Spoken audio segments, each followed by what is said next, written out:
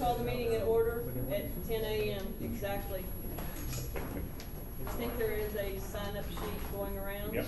Do you have one also for guests? I do. Perfect. Oh, the hotel?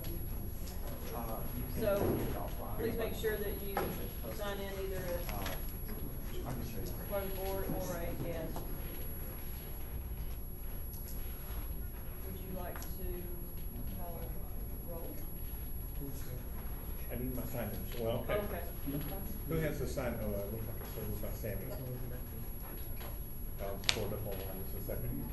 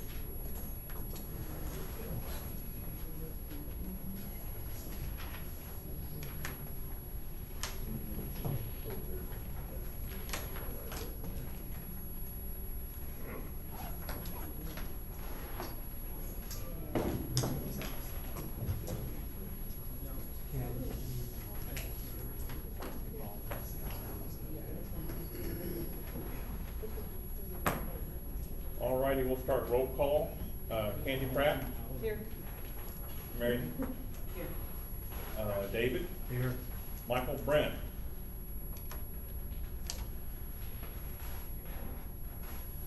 Michael Lentz. Jack Morgan. Here. Lisa. Here. Liz. Here. Steve for Golden State. Here. Amy can't be here. Jeff is not gonna be able to be with us this weekend due to some situation yesterday. Micra.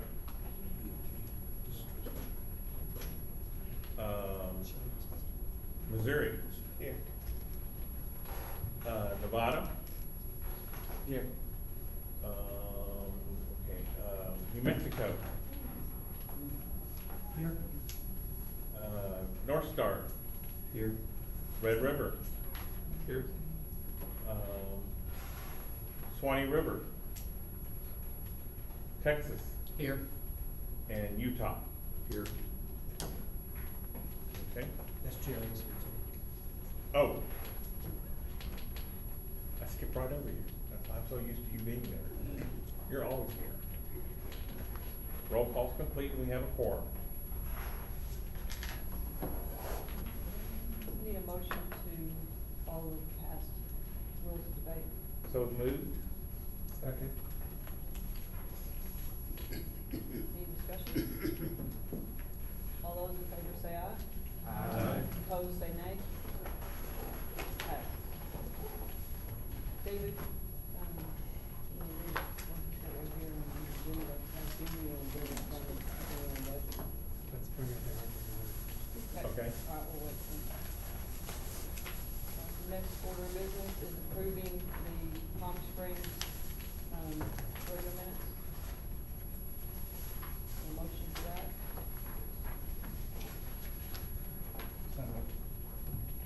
Second. Any discussion on the Palm Springs minutes? All those in favor of approving, say aye. Aye. Abstentions, no, none.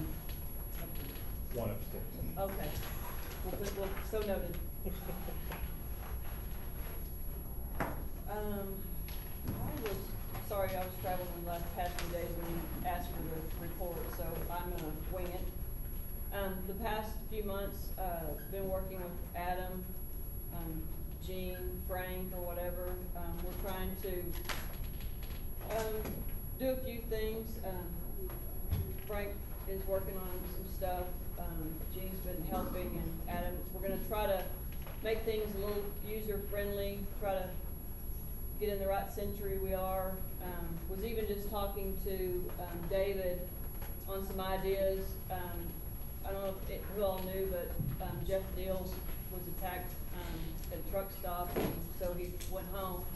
And so you gotta think as a, horse owner, you know, when we go places, we usually carry a lot of cash to go enter, and I would assume that these people knew that. So that really scares me as far as, you know, stopping and getting fuel and stuff, but Jeff had fueled and then went over to the Darkwater's horse and he got robbed at gunpoint, and hurt, so he went back home. So our well wishes are, you know, reach out to Jeff. I checked on him, he just said he's really shook up, so. Anyway, so that being said, what I was talking to David about is we might look into some things about having, like each contestant having like a little bank or something where your money's sitting there and you can apply it to. I know we do have the online, but a lot of people don't pay till the last minute and stuff, but the other rodeo associations, they have a way for you to do all that. So we're kind of putting ourselves out there when we carry so much cash. So we're gonna look into some things like that on a way to, be a little more digital maybe, where, you know, where things work. I've also, starting and probably this next week, we'll have the first call. I'm gonna have a strategic planning, meeting. Invited a lot of people from all over the country. Anyone else is welcome. You know, just get with me and I'll make sure that you're added to it. Just gonna go over kind of all kinds of problems and future of IGRA, school, practice day, probably a barrel race, fundraiser type event. The 2 weeks before the finals, anyone's welcome to come and help or participate. The majority of that money is gonna go towards the finals.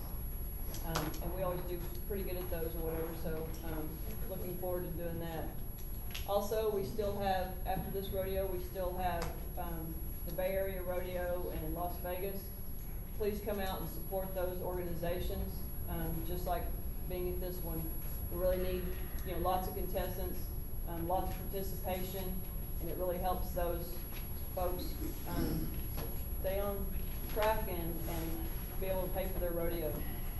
So please come out and join us.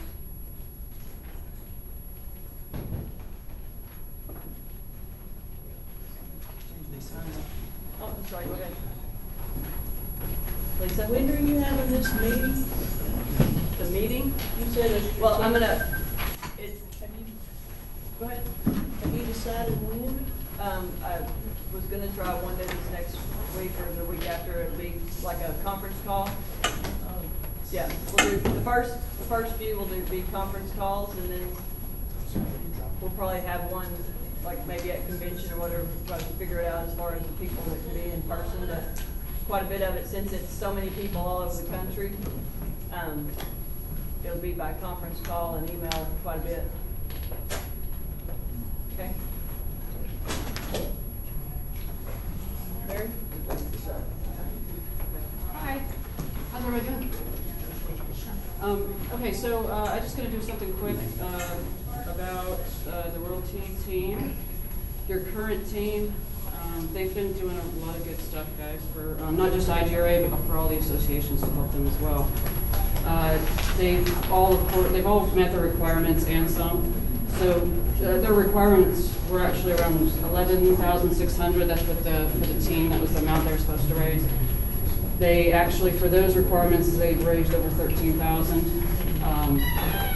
And then additionally, they're all sponsoring their sashes for the next team, and those are $100 a piece. So total for IGRA specifically, they've raised over $14,000. Wow. So that's also not including all the other help they've been doing, such as merchandise. They've helped sell over $6,000 in merchandise, IGRA merchandise at each rodeo. And some of the raffle tickets for World Bay Rodeo Finals. And at each rodeo, they all try and help out the associations either by, volunteering, selling stuff, helping do shows, jello shots, things like that. Their total amount this year for IGRA and all the other associations is over $23,000 helping everybody. So you guys need to give these guys a big hand because they've really been trying to do everything they can.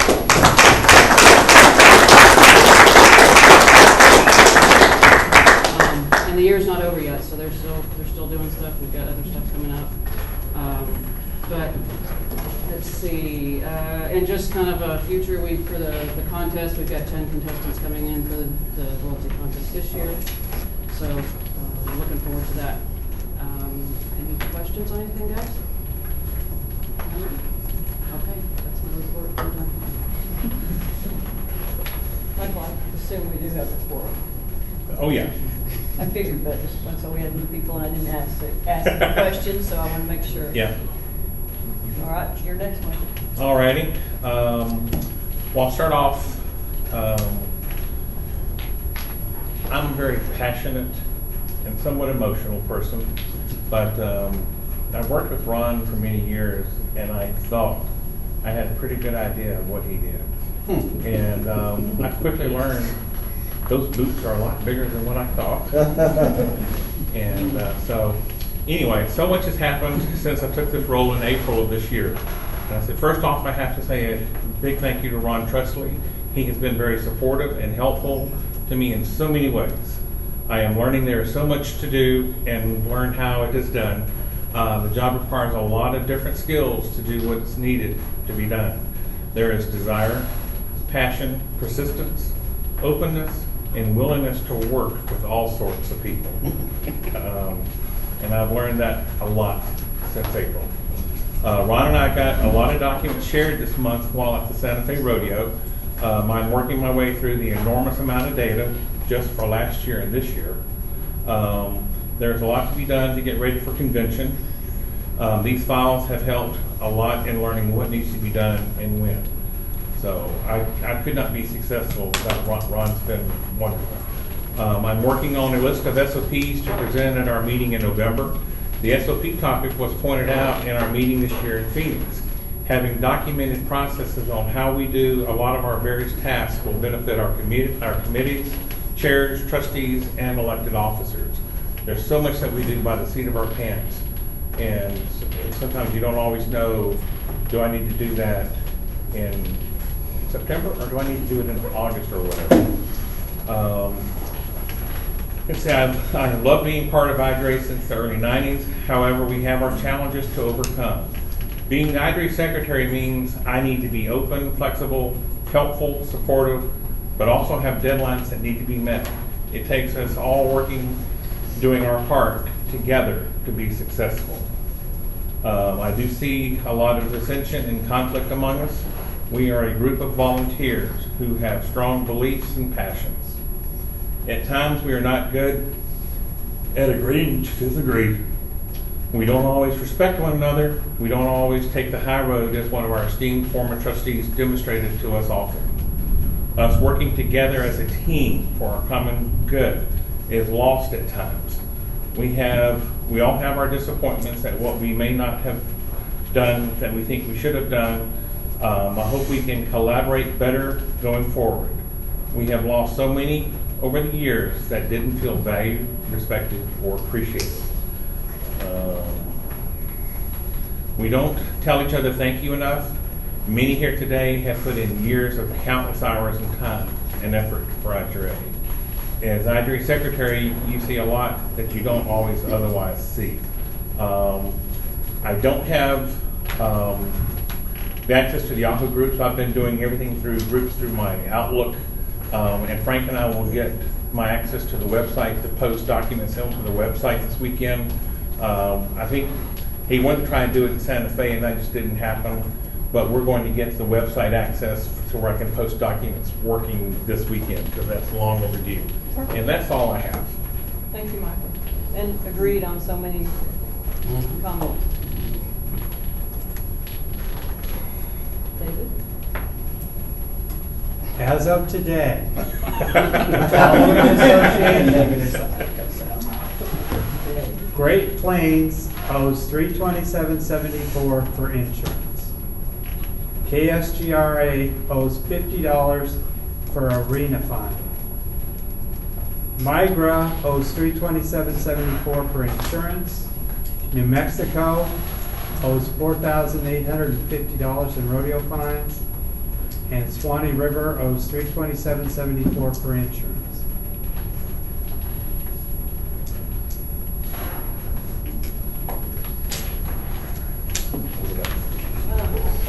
was asking, we received a letter from the president of Great Plains, so I asked Michael to read it. Take me just a moment. Sorry. Liz might have it, but, okay. I sent it to everybody. I mean, everybody is seeing it, but I just thought, since we might as well bring it up at this point.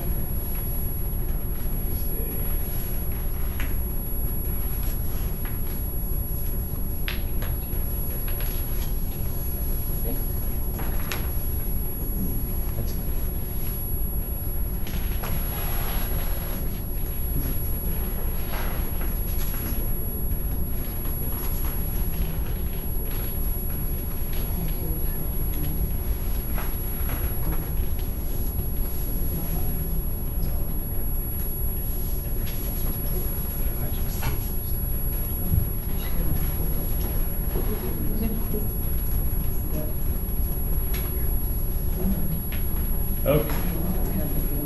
I've got it now, Candy. Okay. Go ahead and read that. This was dated August 13th to the IDRA president. I write to you in my capacity as president for Great Plains Rodeo Association.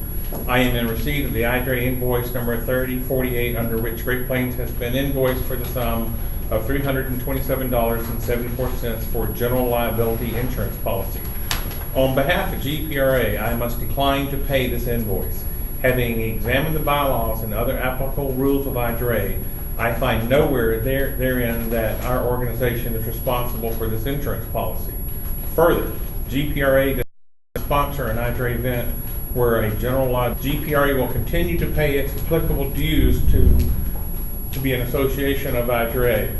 As one of the founding members of IDRA, we do not wish to leave the organization. However, if we are forced to pay for an insurance policy that is burdensome and which does not apply to our current activities, GPRA will be forced to withdraw our affiliation with IDRA. Signed, Paul Boyd. Discussion? Thoughts? Go ahead, Tommy.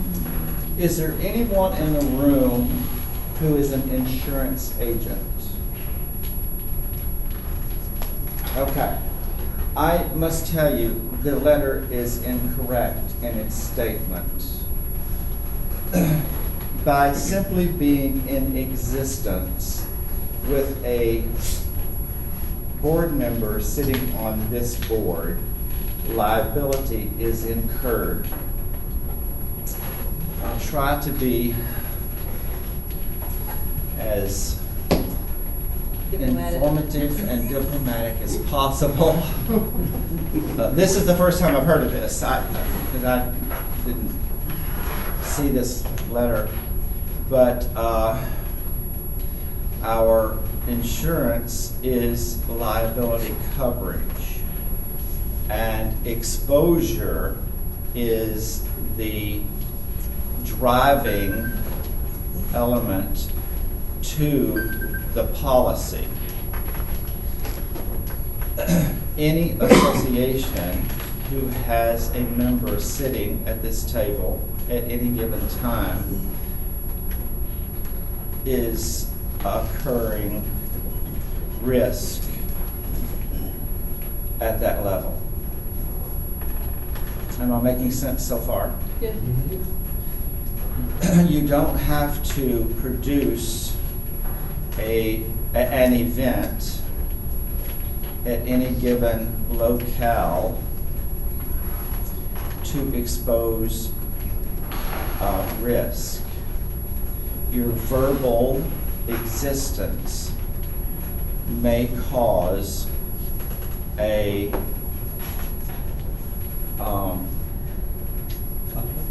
conflict, thank you, may cause conflict that would incur our insurance agent to have to litigate if a lawsuit is brought forward. It does not have to be in the arena in a rodeo setting. Hang on, I think Brian and Ken. Do we think that Paul is educated to these Do we think that Paul is educated to this, what you just said? I would say no, according to the statement in the letter. Do you think he needs some education and perhaps? Well, to hang be- on just a second.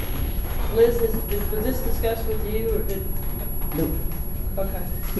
Well, maybe perhaps, first, maybe their trustee and he could talk and she could do that, I would think that. I actually only heard about it at our meeting last week, but I had been saying to David all along, I'm pretty certain, I've been passing on his information to them, Yeah. that they're not gonna pay it. They don't. Then they should be I just Hang on a one thing second. further. I may be speaking in more, not maybe, I assure you, I'm speaking in more layman terms. That's why I asked if there was an insurance agent in the room. It's I assure you, it is more in-depth than I am. Okay. Describe it.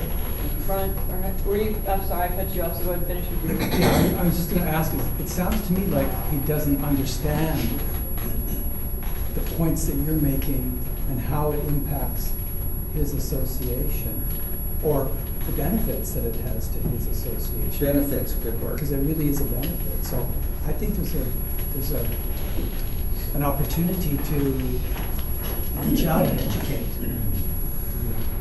We can certainly try, would you like to talk to him, or would you like to have Bruce talk to him, or what would you like to do? Given the tone of the letter, I'm not sure I'm the proper person to have that conversation. Well, maybe we can set up something with a little conference call, me, Liz, Bruce. And these were very, very important classes and seminars that we did at university for several years that we tried to get trustees and rodeo directors and presidents to attend to.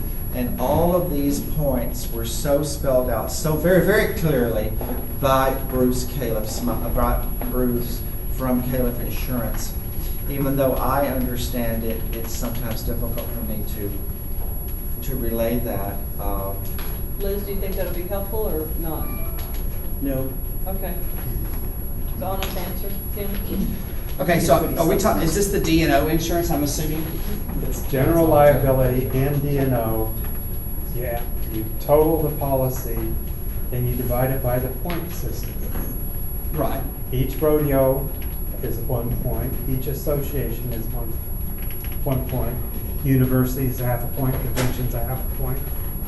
So it's it's like a blanket coverage. Well, I guess my question would be, is if it's not in the rules that we have to go through IGRA to obtain this insurance, could they not actually have their own? At probably 4 or 5 times that cost. Well, I'm not gonna get into that argument, but I'm just saying, could it be possible if it's not in the rules that we could obtain our own insurance? So then they could prove that they have that coverage, correct? And we would be good. Can I add a comment? I mean, I don't Hang on, know. stop, hang on a second. I think Jack, I'll put you down. Are you done? I am done. I'm just, yes, because I'm just, yeah, that's my question, I guess. I don't know who is familiar, I am not, with the bylaws on insurance, if there is anything on there, insurance or not. I think it goes to a point also of the segregation, separation of rodeos. Tim and I have had lots of conversation on this, that produce a rodeo and those that don't produce a rodeo. But to your point, Tommy, I mean, simply by having Liz at the table creates that liability for greater plans. Correct, yes. Jordan? My question is whether or not each association has their own insurance, and I think that's what you were saying, Tessie. Right. I know oftentimes when I'm associated with another group, I have to show a certificate of insurance that covers what we're doing. So if they have insurance, then you can do the certificate, and then IGRA could reduce the insurance policy that they're covering if you're covering it for everybody. Chuck? Question to David. David, what's on the invoice as far as an explanation? of It's what a the policy coverage is? number and it says liability, it doesn't say and D&O. So do you do an invoice for the D&O for IGRA board of directors separate from if they have a rodeo and they're assessed that? We have the general liability policy, the taxes, the commissions, and the directors and officers. That's added up, 10,651.23. Divided by the point system, it comes out 327.74 per point. If you have an association, you have 1 point. If you have a rodeo, you have 2 points, so it doubles. Thank you. And does, if I may, does everybody understand that point system that we came up with, I don't know, ever how many years ago, we've been buying insurance? It was, if somebody's got a better way to do it, then so be it. But that was the way it was determined some 10 years ago, 15 years ago. Sam and then Michael. So, and kind of, I think what Tim's question was, from the tone of that letter, it sounds like it doesn't matter what the cost is. It sounds like he's just not interested in them having to have any insurance, period. So the question then comes up is, what do we do about that? And I think that's the real thing that needs to be asked. We have a. Process. We have the process now. Okay. They got put in last year before convention. What is that process? They won't be, if it's They won't unpaid, what? they won't be, in the, if Any funds due IGRA at convention, if they owe anything, they cannot be ceded. Okay. And then, just to add on to this, let's say that happens, then what happens? They're no longer an association. They lose their affiliation? And IGRA has to absorb what they did not pay. Okay. That's good. hang on a second, are you done? Yes, I'm Okay, done. Michael? I guess now that we've read the letter and we've had our meeting, and he'll get a response from somebody in response to his email? Yes. Okay. And Tom, I'm sorry, will you, go ahead, Roger. does the directors and officers insurance cover the member association officers or just this board? I can answer. Go ahead. No, each, IGRA purchases D&O, which is part of this policy that Dave described, that everyone who is a member of the IGRA shares in that expense, and that's what I was talking about. If you sit at this table as an association, you are incurring liability to the association, and that's why that's charged off to the association to allow them, to sit at the table. Each association on top of that then may purchase its own D&O for its local board of directors separately.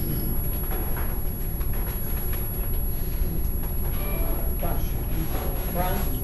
Just a question, has anybody on the board of directors had a conversation with you, with Paul?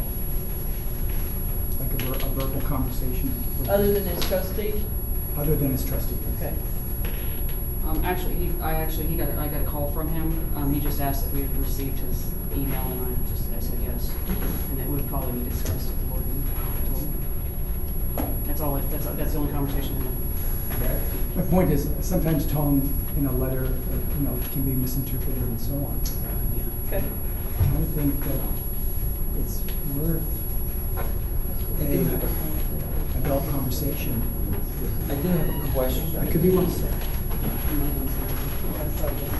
I do have a question, and maybe I'll ask Liz this, nobody else probably would know, but do you have any idea, Liz, how this, I guess we'll call it complaint, has come about all of a sudden, in my opinion, all of a sudden, first time I've heard anything about it, because we have had this process for many, many years, and I know GPR as that name has existed much shorter time frame, but do you have any insight on the background of the why?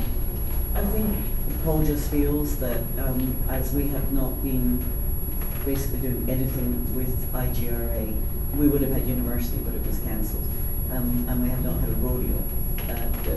He sees no need to pay anything extra to IGRA, apart from the membership fees. We don't get anything from y'all. We're not going to pay. We have our own insurances. You do have your own insurance? You have D&O? We have a liability insurance. For You have business. D&O? GP? Who is that through? I have no idea. Could you get us a copy of that? Certainly right to Paul and I can ask him. Does, and the next question would be, is IGRA part of that policy? Not that I'm aware of. Okay, that would be the important aspect of a policy if it includes this body sitting here. If this body, IGRA, is not included in that policy, then it does no good for IGRA. Brian? Tommy, just a question again. Correct me if I'm wrong. If their policy names IGRA as an additional insured, there's no extra cost to them for that, is there? I couldn't answer that. I don't believe that is even a possibility on a D&O, because as IGRA has a D&O policy, each association has to purchase its own D&O to cover that body. I think she mentioned it was a liability policy. Pardon me? I think she mentioned it was a liability policy. Are you talking to Liz? I assume you're talking about a D&O. If you're not doing a rodeo or anything else, you probably have no reason for a liability or. I don't know. All I was told was we don't have Okay. insurance. Okay. Okay, so now I may be misunderstanding what our DNO is, because in a few conversations I have had with Caleb on different things, is the DNO also covers us when we're listed. If we're out at a function, our organization, say TGRA is at the Pride Parade, something happens, then we're covered. So, but you're saying we would have to have a separate policy than what this policy is? TGRA has a separate D&O for its local TGRA Board of Directors. You, as president of TGRA, is covered under your own association D&O, which you purchased through Caleb. Right, that we get billed for from IGRA. Correct. But that's what I'm you have getting at. your- So there's two different billings we have here. We have a DNO billing, and we have the IGRA board billing, which covers the board, correct? All of us? So there's two separate entities we're being billed for. So And if they have their DNO, that they're already covered under the IGRA, that they would have paid that bill separate or not? Huh?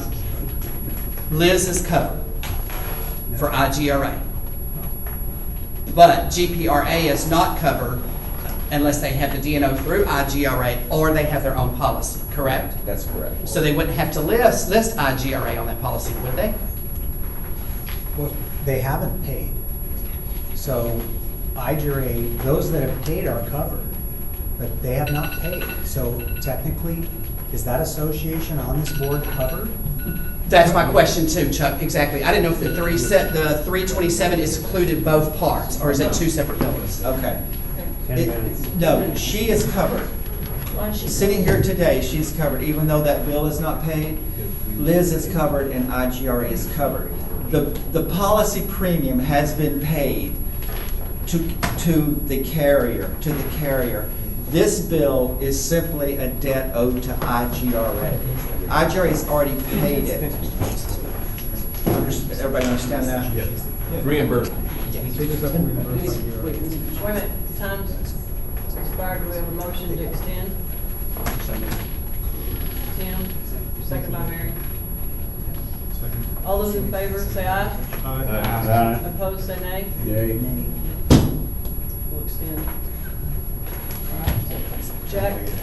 So this is just a direct pass-through cost. So there is no, IGRA is not making money on this. So the perception that it's IGRA making money on this, and may in the future need to benefit from it.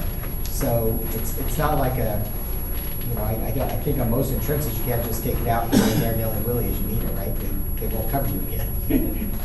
I think Brian, didn't you finish, Brian? You had your hand up again. Well, yes, I think I did. Okay, I'm just making sure. I just wanted to, from a clarification point of view, the IGRA D&O policy covers my functioning as a member of this board. It doesn't necessarily cover me. It covers my functionality. So when I'm functioning as a responsible member of this board, my actions, should they be liable, are covered by our policy. My NMGRA D&O does the same thing for me when I'm functioning in a role at NMGRA. So you have to be careful about what's covered. It's more your functioning in a role as opposed to a person. Okay, David? Oh, sorry.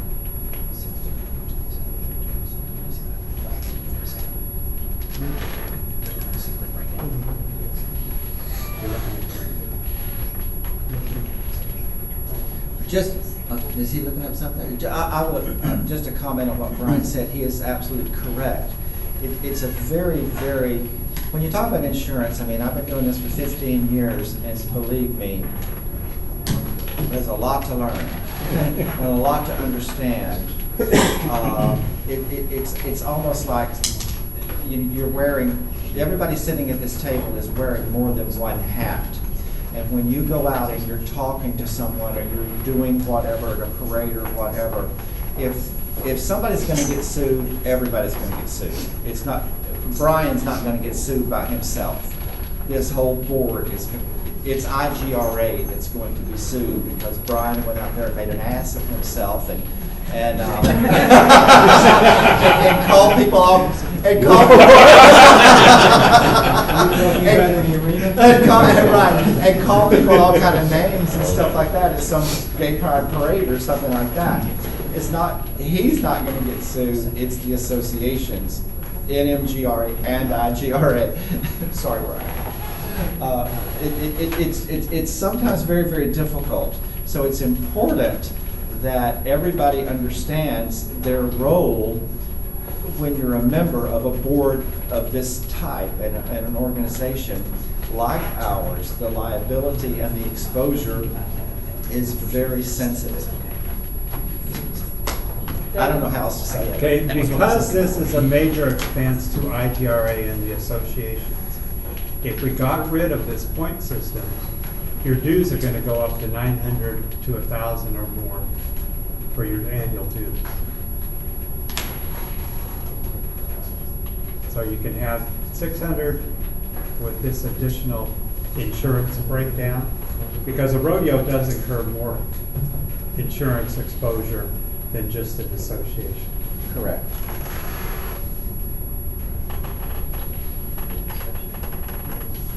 Gene? And I think what I'm hearing might be contributing to some of the discussion is when we're talking about IGRA's insurance policy, and just interrupt and stop me when I'm wrong. We're actually, even though at IGRA it's all in one policy, we're talking about two different types of insurance.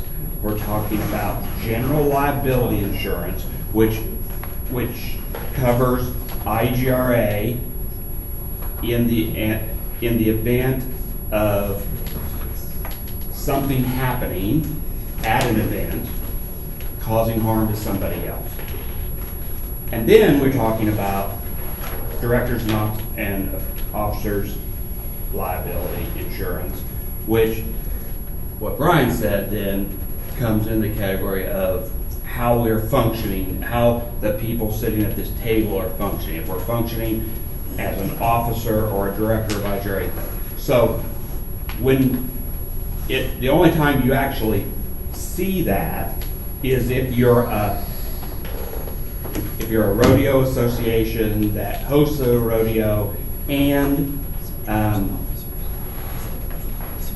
you're gonna see, and when you get your invoice, you're gonna see points broken down for the part of it that you get just because you're an association, the part of it you get because you're hosting a rodeo, and then the D&O part of it, correct? So if you're not a rodeo hosting association, you never really see that other part of the point, that point for hosting a rodeo association. And so, I mean, and something that Tim said was about protecting us out at an event that has nothing to do with D&O.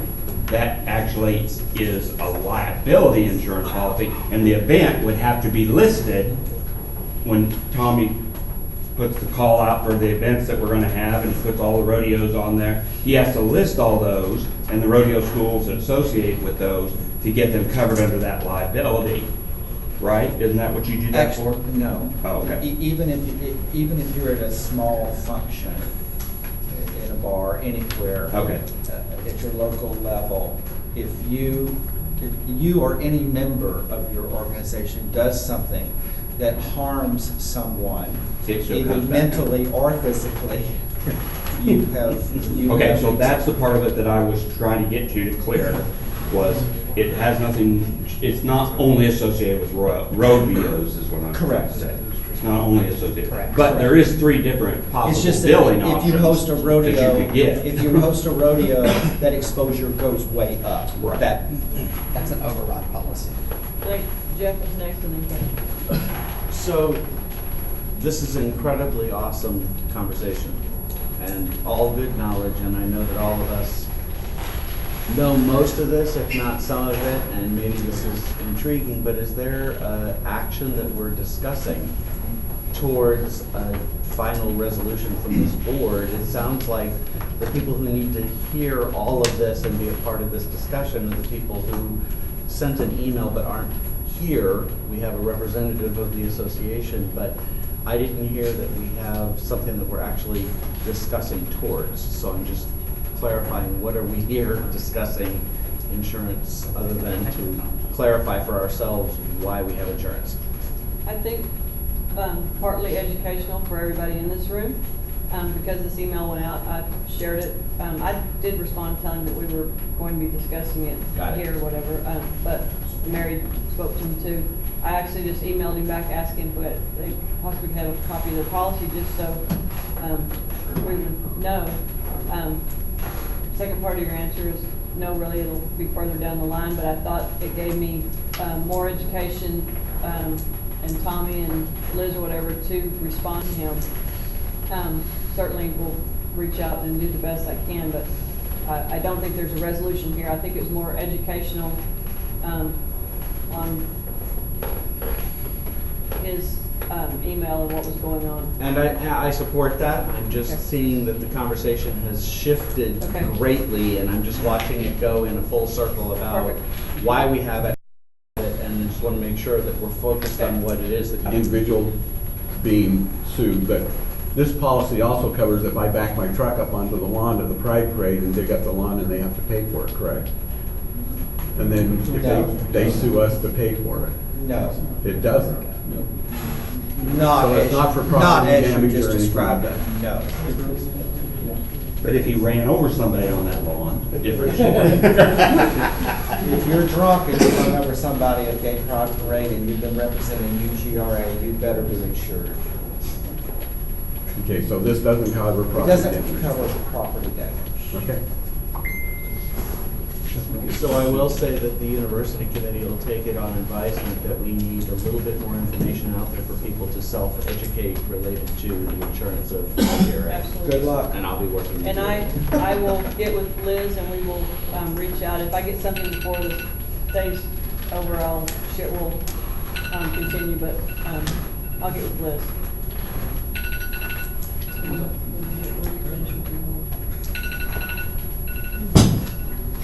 Now that we got accounts receivable out of the way, the financials were sent out for July. They're also posted on the website. Any questions? That's my report.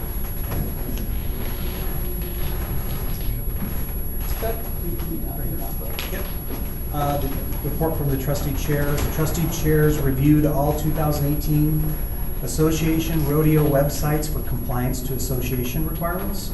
Our goal was to review at 100 days for the 90-day requirements, and again at 70 days for all other requirements.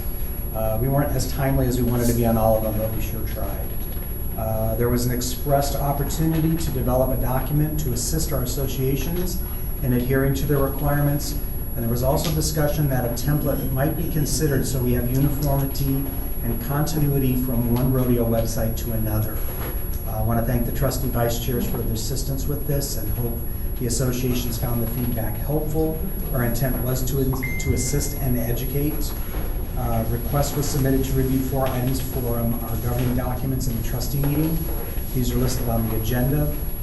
Email was sent to all trustees regarding nominations for the trustee awards and association awards. These are to be sent to the IGRA secretary, and I believe today's the deadline on that. Is that correct, Michael? Correct. The EPRB did communicate the results from our last EPRB meeting in Palm Springs. We also have an EPRB that's been filed, and an EPRB meeting is scheduled to follow the Board of Trustees meetings today. Reminder, this is a closed meeting. Only trustees are permitted to attend, and the content is confidential to the EPRB. Thank you. I have a question for you. Sure. Prior to this year, all in my past years and past roles, the other members of the board were copied on correspondence, the trustee correspondence, but I don't remember being on anything this year. Is there a reason? It's IGRA business, so is there a reason that Mary, David, and I are not on the correspondence, the business of the trustees? The only thing that I've been sending out is notifications to the trustees prior to the rodeos to assure who will be in attendance and what the where it's roles at are. and everything? Yeah, that's Okay. all that I have sent out. Okay. Can we be copied just so we know? Sure. Okay. Yep. Any other questions for Chuck?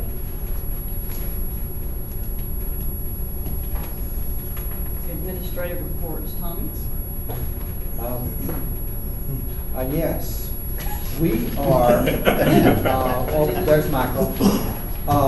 Michael and I are starving for updated membership lists. We're not gonna call any names today. Maybe you should go. We're not gonna call any Sorry, names. Membership Update list. membership lists. But. Or call the names of the ones that did. Pardon me? Or call the names of the ones that did. Yeah, there you go. So list is just a little make, if you would encouragement. please just make sure that you contact your membership chair and have them send Michael and I. They know who they are, who haven't sent anything this year. How far out is considered updated? Well- I mean, are you saying like within a month or something that was pretty valid 3 months ago? Well, we've got convention coming up, and all associations must provide the renewal for convention 60 days prior to convention. So if you haven't done a membership list before now, you're going to need to do one as part of your membership renewal, which is going to be like in the month of September, so that we have everything in place for the November convention. I mean, I guess I'm asking, we've sent 3 or 4 in the process as more members have gone on. Red River is in the book. Red River's We're not an good? issue. Red River is good. Never mind then, never mind. Yeah. So, the rule requires that every association provide a new membership list at least at the beginning of the rodeo year. We have some associations, if I'm wearing my rodeo secretary hat and I'm checking membership, the membership list for a certain couple of associations, there's nothing there.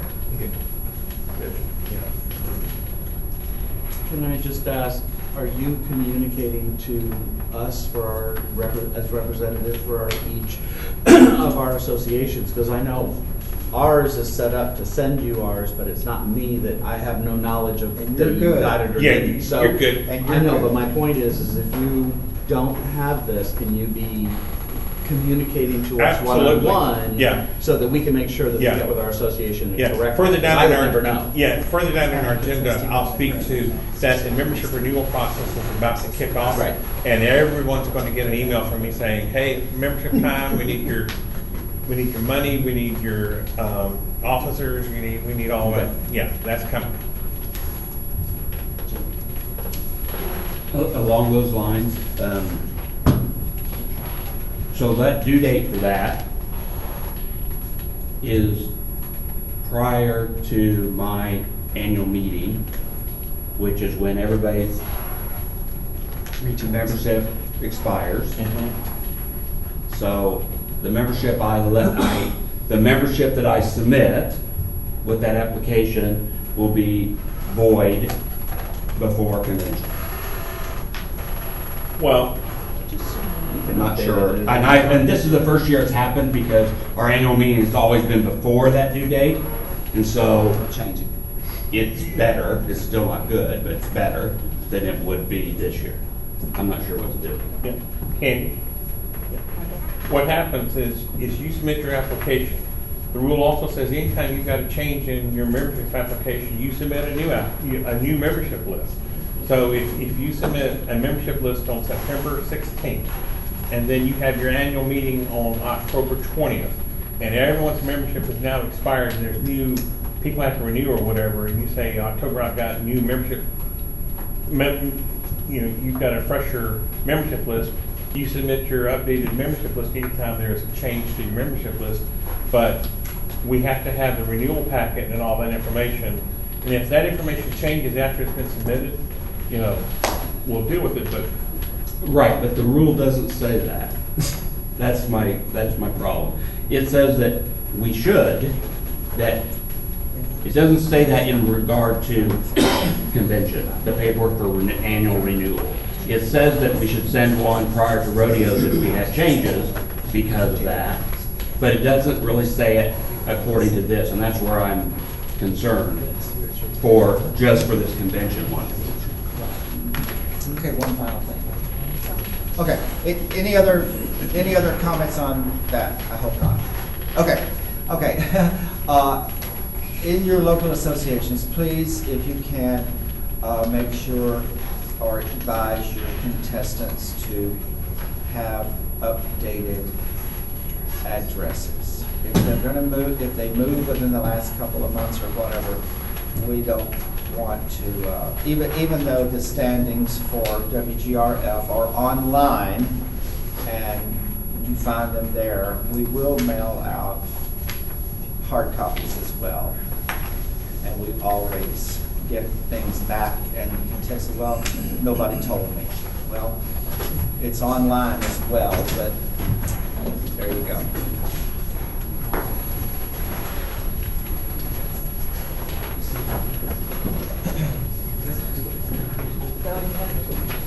I'm done, thank you.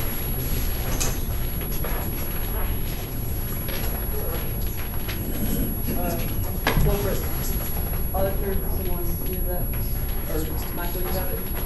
Ed sent that.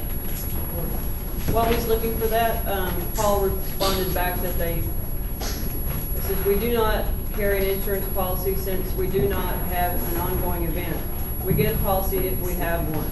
I've attached an email that was sent out to accept or decline the D&O insurance from Tommy where I declined it. Please let me know if you need anything else. What was that? Attached an email where he declined the insurance. Who? The D&O. Paul Boyd. Oh, okay. And he sent to you. Yeah, that's D&O.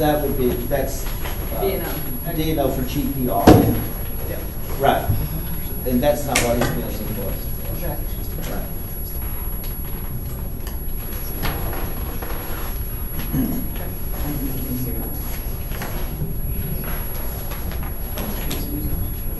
I have not received anything from him, Barry. Yes, you have.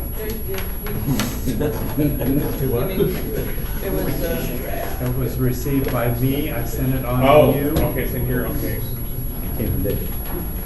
I got your account receivables and the financials and the budget. Budget act. It was sent before. Oh, I just, oh. There it is. Oops, yep. Okay. I have this. You mean to read it, Candy? IDRA Corporate Audit Report for the August meeting in Kansas City Rodeo, August 31st, 2018. Report covering January through July 2018, 7 months review. Prior report for the period ending 12/31 delivered February 2018 meeting, reviewed January through July 2018. I had full access to the books and records and related reconciliations of IDRA. I received the January through July 2018 bank reconciliations. They reconciled and agreed to the general ledger. I reviewed the income statements and balance sheets for both months, which include a comparison to the prior year. The income on the balance sheets agrees to the income on the income statements, and retained earnings rolled forward appropriately. The income statements look reasonable when compared to the activity of the prior year and activity observed in the general ledger. I reviewed the general ledger for deposit and cash expense transactions January through July 2018.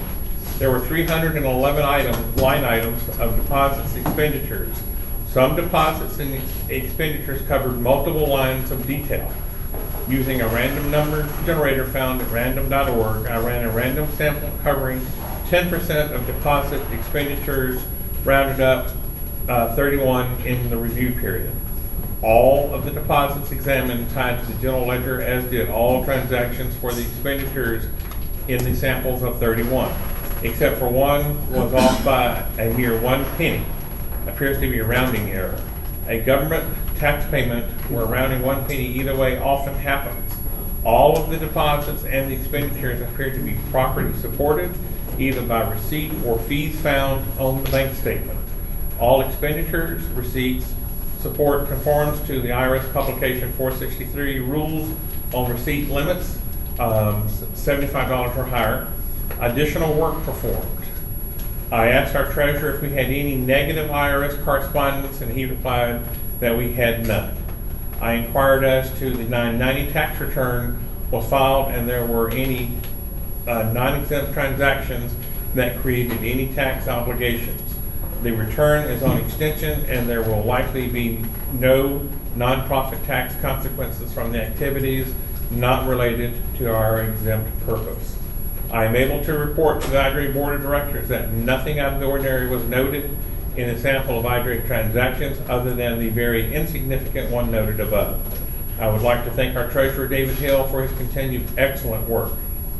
Please note, this is an internal review as prescribed by the bylaws and is not, nor is it intended to be, an external independent audit performed in accordance with general accepted accounting standards, and accordingly no opinion is expressed on the IDRA financial statements in that respect.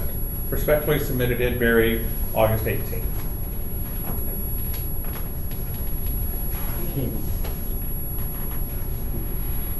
discussion? Not that we could ask you anything. Go ahead. I just want to point out that I think that as a new 501c3 that has revenue greater than $50,000, the standard for auditing is greater than what we've received today. It's not a critique, it's not a criticism. It's a heads up for going forward that we need to look at our auditing procedures as a 501c3 tax exempt with revenue greater than 50.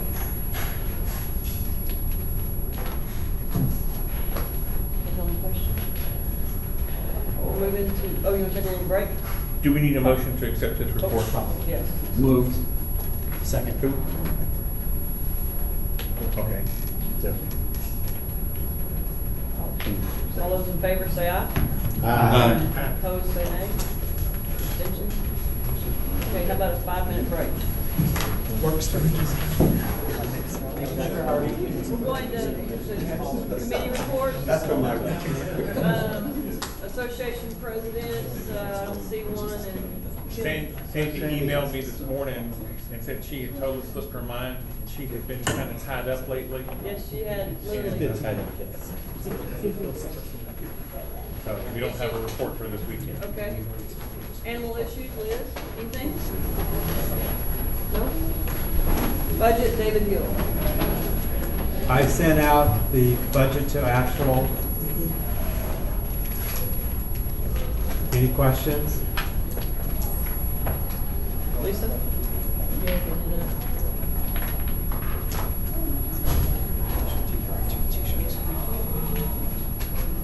It's not the same as financials, is it? No. There's a budget attachment and there's a financials attachment in there. Okay. The budget to actual gives you variances, gives you comments on variances over 10%. So do you have a question?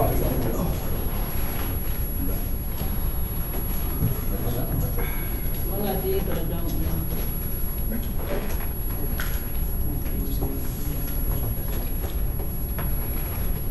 Any other questions? Not here. I'll remind everybody that on the September 12th, the due date for submissions for the changes for bylaws. Make sure that you send those in. We'll send out a reminder, first of the week for all that. Community outreach. Here. Okay, we'll come. Take that. No, actually, they're gone. Oh, okay. There's not really any new news. I kind of gave a report earlier for the royalty team, so they don't really have anything else to add to that too much right now. I think they're going to try and part of the IGRA team is going to try and be at the Dallas Pride to help promote the finals, and also hopefully at the rodeo school as well. So, Perfect. other than that, not a lot. Other than that, right now. Health and safety, Janine. Actually, I'll tell everybody because I was worried about Janine since we haven't seen her in a few rodeos, and she said, I spoke to her yesterday, she said that injury really has, she thought she would pop right back and hasn't, and she really would only be able to do one event, so she's just mending and working and stuff like that, and I'm supposed to talk to her Monday about a lot of things, but anyway, that was an update on her health. Marketing is open. If anybody still, I've been doing a bit of that, and so has Laura, just as far as and Buck, as far as like the finals. But we're always seeking a great marketing chair if anybody has any contacts as far as that comes. Nominating, Frank, you got anything? Yep. Frank Mazo, Nominations Committee. Our last meeting was at convention last year, November 11th. The overview of the last meeting, we had nominations for IGRA Vice President and Secretary. Went over those. Then we went over the elections process. Item of critical importance for this meeting. Just my normal call for nominations. The offices of IGRA President and IGRA Treasurer are up for election this year at the 2018 IGRA Convention in Salt Lake City. Nominations can be sent to the IGRA Yahoo group or emailed directly to the IGRA Nominations Committee Chair, Frank Mazo, that's me. And my email address is frankmazo@gmail.com. And I'll be sending this out to everybody through the Yahoo groups and Facebook, so you don't have to write it all down. But to date, I have one nomination has been received. Robert Tertel has been nominated for the office of IGRA President. And that's all I have. Respectfully submitted. Frank Mazo. Any questions? Thank you, Frank. Public relations, Mr. Helander? There has not really been too much activity in terms of public relations. We've had a little bit of interest from a couple of European reporters again. One was at Santa Fe, I believe, from Denmark. But other than that, had 2 contacts from students who are interested in doing research. Reached back out to them. That's cool. They have not followed up with me. So from a public relations point of view, not much activity. I have a question for you, and I'm not sure if this gentleman contacted. I had forwarded this to, I think, the executive board, but they said something about coming, the Mexican group said something about coming to your rodeo. This Willis Reyes, that he keeps reaching out to me. I got the contact through Rich, and they said they were going to try to come to New Mexico rodeo. So did you have anybody that? I was not in the loop on that one, Candy. Okay. Well, I know you were on the part. I just forwarded it to the executive board. It was, and forwarded it to Michael. And I pointed to the applications. They were saying that they wanted to become an association. Then I also pointed out the fact that none of us would be going across the border. Anyway, he did chuckle. He is well aware of that. But he said what they would try to do is have rodeos on border towns that would be a little safer. Anyway, I pointed him in the right direction as far as the applications and the convention, how we work and stuff. But they did make mention that they would be probably coming to your rodeo. So that was the only reason I was just asking you on the side note of that if they. They did come to our rodeo. I referred them to Arizona. That's good. Thanks. Okay, so I don't know where it'll go, but anyway, I'll keep everybody abreast, but we try to lead them in the right direction. And I don't know if they'll come to the convention and what will happen. So I'll get with Michael and make sure that we'll reach out to him, final thought. But he does, of course, bond with me often, but I just want to see if they did come to your rodeo. Rodeo officials, do you have something? We had our last call Wednesday. We have quarterly calls. We've had quarterly calls every, that was distributed in January, and we've been out in those. All certified officials I understand there were some questions. All certified officials have taken their exams by May 7th of this year and passed, except for one, which was retaken on June the 7th and passed, which was a 30-day criteria. The 2 exceptions to that was Rick Kelly, which chose not to seek recertification, and Diane Ross, which chose for personal issues not to seek recertification this year as well. In the process of, Guy and I are in the process of gathering all of the recertification documents. I have a tracker for that as well, if anybody would like to see that. I've sent that to the executive board with all of the test scores as well. So the executive board, if you have any questions, that they have all that information as well from the ROC. Any questions? Okay. Rodeo rule. Go ahead, Mike. I want to tag on to the ROC committee. As the secretary sends out the list of rodeo officials, and Ron sent out an update in April that no one seemed to know about. And then we did another round of updates, and several people commented, well, this is wrong and that's wrong. And I went back and looked, and that information's been wrong for a long time. So we're getting those corrected, but when you have corrections, let us know.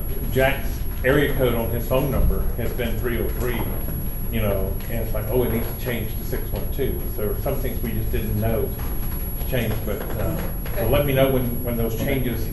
And we do have updates coming out first of the week. Amy and some other folks have got address changes that are taking place, but we need those officials to keep us That might be updated. something that needs to be reviewed quarterly anyway, just for updates. Okay. Thank you. Janet, do you have anything on rodeo rules? No, and if you guys have some submissions, you need to send them in by September 12th. Exactly. Okay. Women's outreach. See Alina. Kevin, you want to give us an update on Convention. the convention? Right now, the rooms are available. We had some problems with that. You can go online and get the phone number That takes you to the hotel, and they're gonna dump you right into Marriott's reservation system, so you can just call Marriott straight without going through that if you want. There are some mini suites still available at the same price as the regular rooms, and in the hotel. The Saliva sisters have said that they will be there with us this year, so I've seen them in the past, we're hoping they'll come and join us and enjoy them again this year. And then some of the other events we're trying to put together over the weekend. I need to talk to you, let me know. I've been an interesting learning curve the last couple of months for me. So, like I say, any questions, please let me know. There is not a shuttle from the airport to the hotel. So the TRAX line, which is our mass transit there, does come from the airport to within a few blocks of the hotel. So we can get you up there if you just let us know when you're coming in, and we can get a car over the tracks and pick you up. So other than that, I think it's about a $25 taxi ride. Is that per head or per car? I think it's per carload, because when I travel with other people, they don't seem to charge us by a head. Okay. Do you have Lyft and Uber out there? Yes. Okay. Go ahead. Just a editorial thing. Page 2 of your agenda says we're at the Inn of Santa Fe, Friday, August 11th, 2017. Oh. I think Ron has a question. Ron? Kevin, recently, we called the hotel, took 5 tries for people to answer the phone. Finally, they did. Then they transferred us to reservations, which was really not much help. According to reservations, they said there is 1 suite in the contract. And I said, so you have no more suites even if it's not in the contract?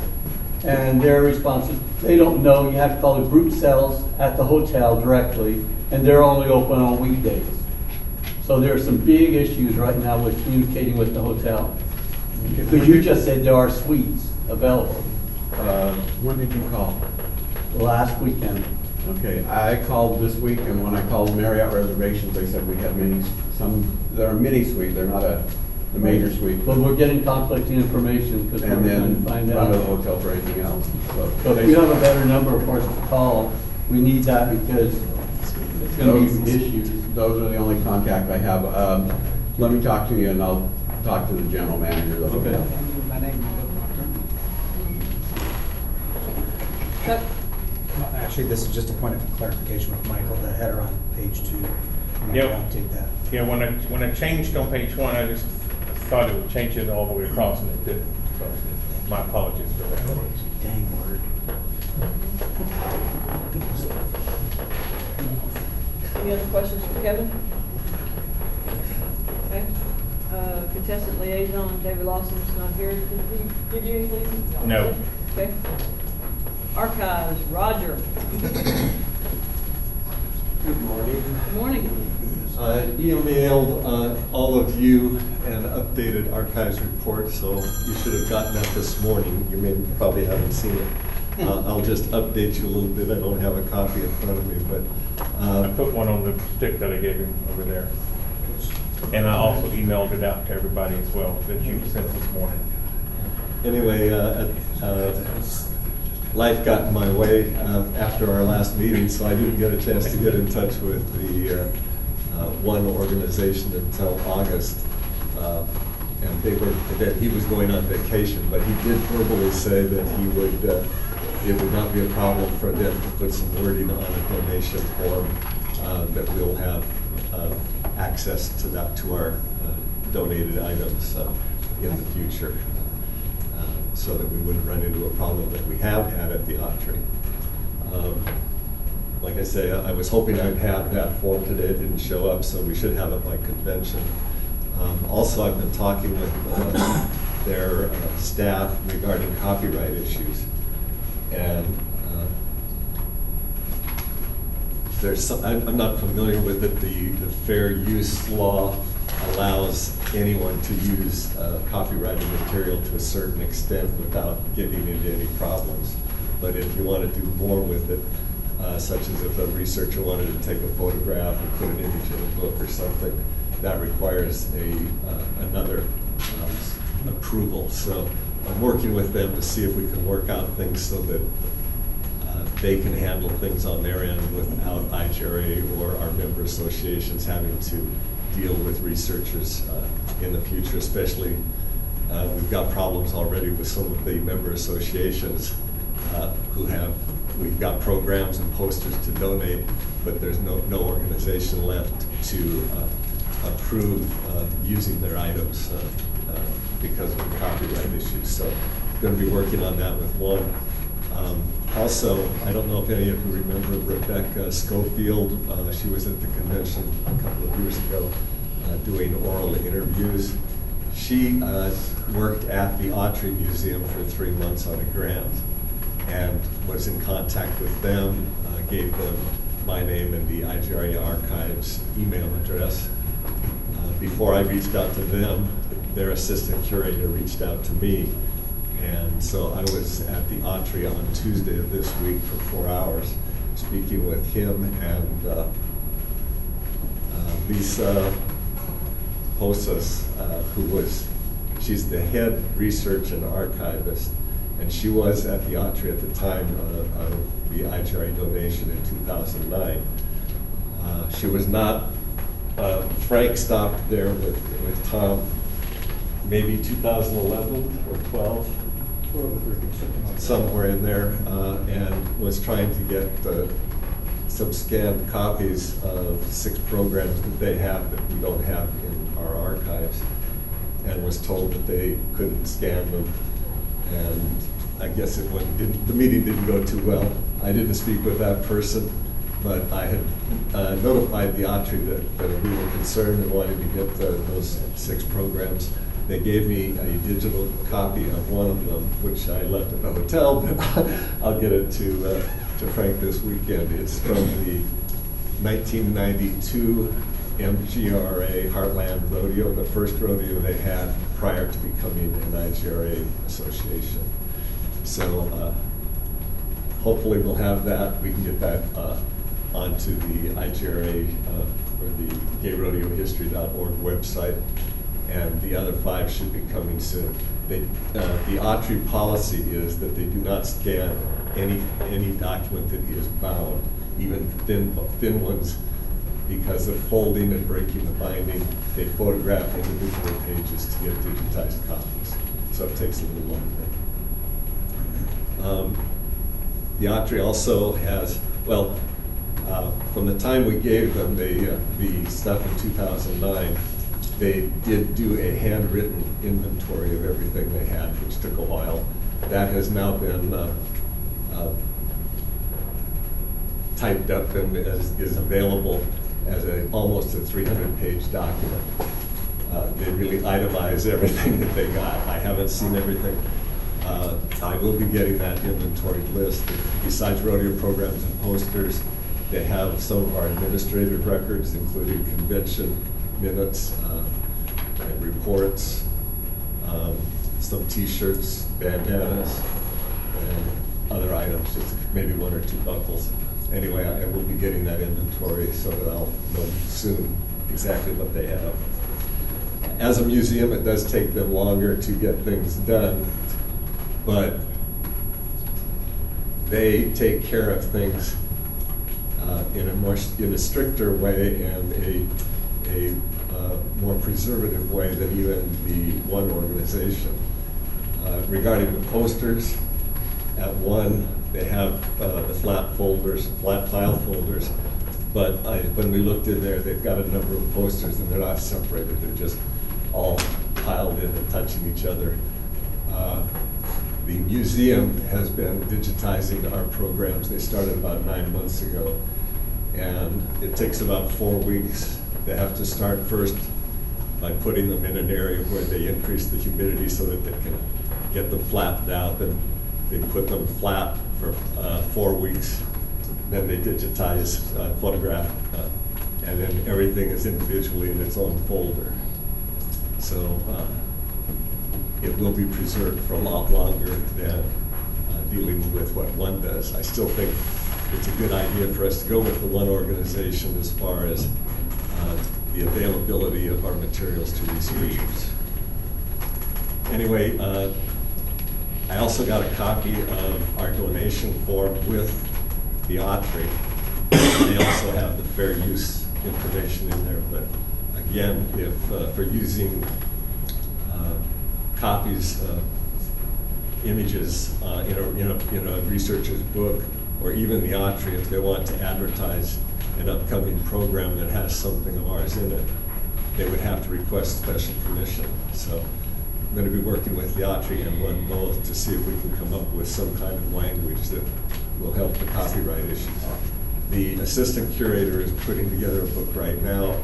He does want to use a couple of items that CGRA produced, so they will be getting in touch with CGRA. And I need to find out the contact because he said all that's online is a PO box. They want to use he wants to use an image of a program and a t-shirt, I believe. I want to thank Candy. She donated a belt buckle from the 25th GSGRA Best Buck of the Bay and the 500th IGRA Rodeo. So we've got a belt buckle that will be going into the archives and a couple of posters, and Frank gave me some other things today as well. Any questions? So hopefully we'll have some forms by convention to update both the Autry and one. Oh, one other thing I'd like to talk. I could use some IGRA stationery. I don't know if anybody has created it. If you've got it, I'd like to get a copy. If it hasn't been created, I think IGRA needs to look at getting something with the logo on top of the page. I have something I can send you.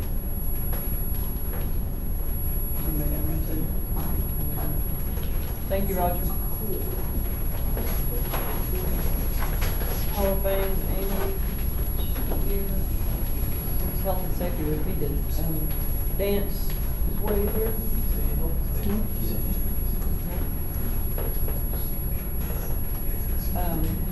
IT is Christopher needed to send a report. However, things are being updated. If anybody has any suggestions or problems, the problem that we were having for a while is everybody using the iPhone. I think that's been corrected. I asked for it to be corrected whenever they were trying to enter through your iPhone, the listing and trying to find your partners and stuff like that was really cumbersome. That was supposed to be resolved. Was it, Gene? I'm pretty sure that got resolved. It had to do with for some reason, it had to do with the drop-down menu, and they changed it to a radio button, and it seemed to resolve the problem. I just registered for San Francisco and I still had the same problem on my phone. I did too. Okay, well, that's the first I've heard of it, Chuck. Yeah.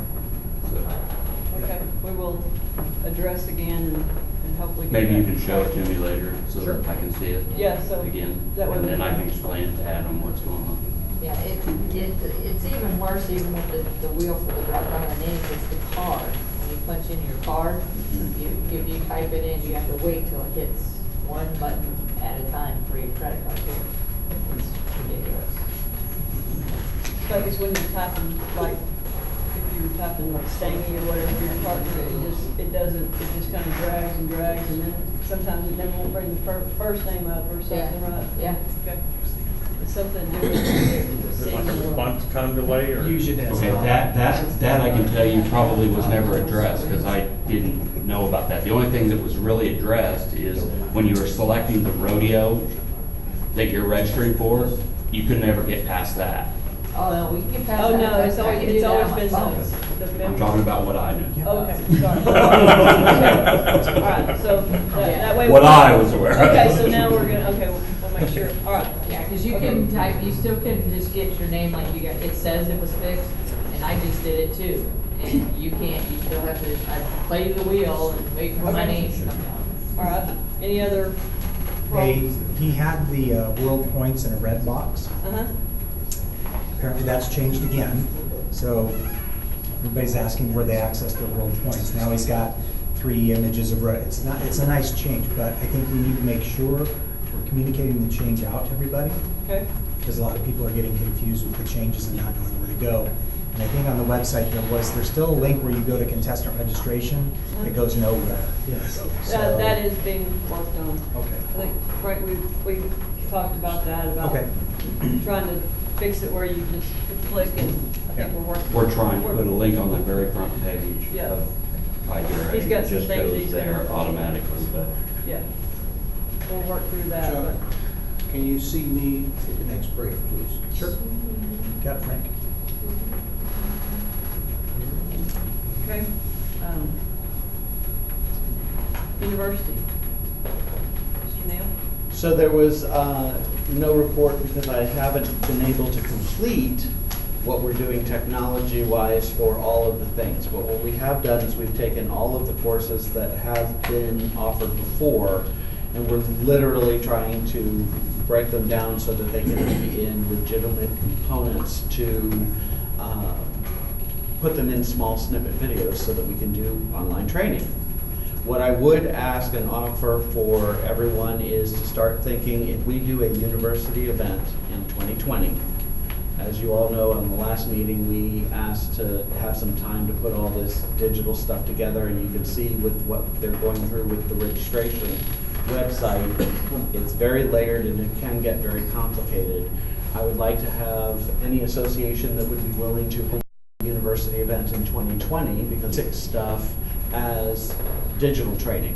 So my goal right now is that at the university committee meeting in convention is to have a digital display of what some of those courses are going to be like, and to be ready to go up and running by the first of the year, so that we can start a basic rodeo education tracks that people can do on their own time, at home, any time of the week, any time of the day, and be able to get information related to what we do as rodeo, how to do rodeo, get the educational support, just like when you buy a new phone and you want to go find out how the features work, and some people do much better with seeing somebody do it on a video, and some people do much better hearing somebody talk about it on a video and stand there and take it professorial style.